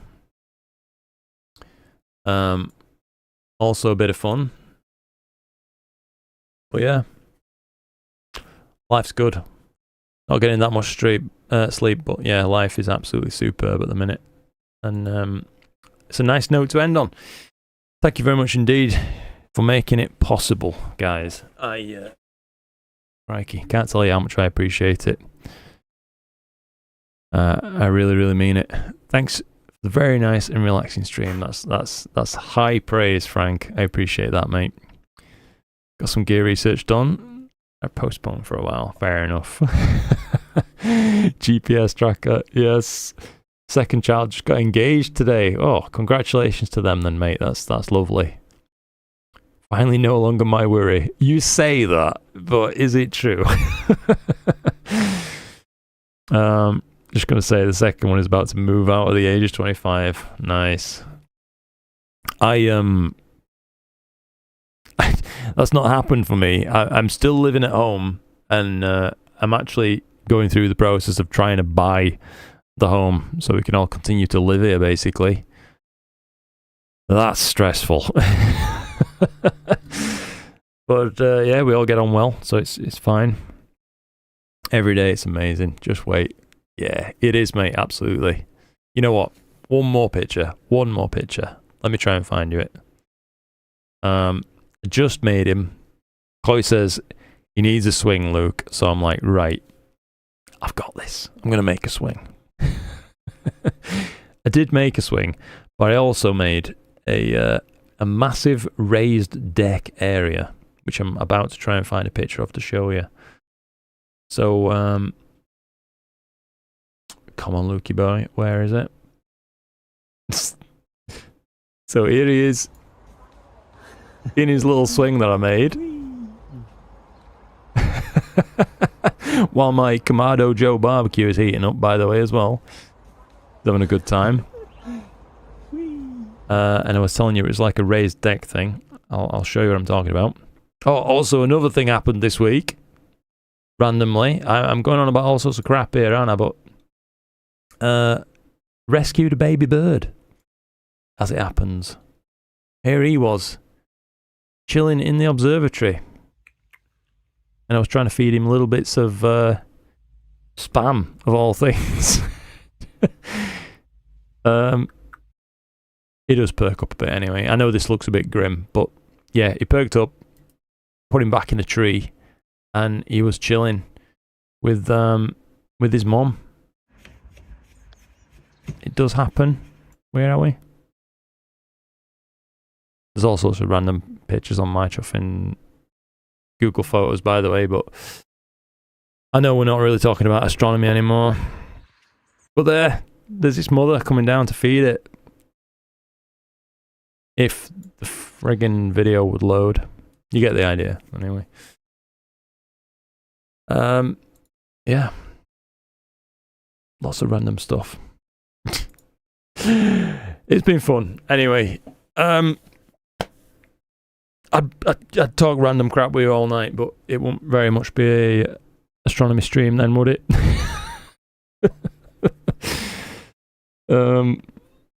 Keep a diary, not have stuff you post to social media. You'll want that when you give a toast at the wedding. Seriously, keep a diary. I appreciate the thought behind that, mate. Yeah, that might be a thing to look at. Wish my kids were closer. My 6 are spread out all over the country. The house is now empty except for the pups and me. Crikey. Well, sounds like you've done a good job of raising them, Mike. I mean, they've all spread their wings and gone and done their own thing, you know what I mean? That's a nice thing in its own right. Yeah, thank you guys. Thank you, Milkman. Thank you, DC. Thank you again, Mike.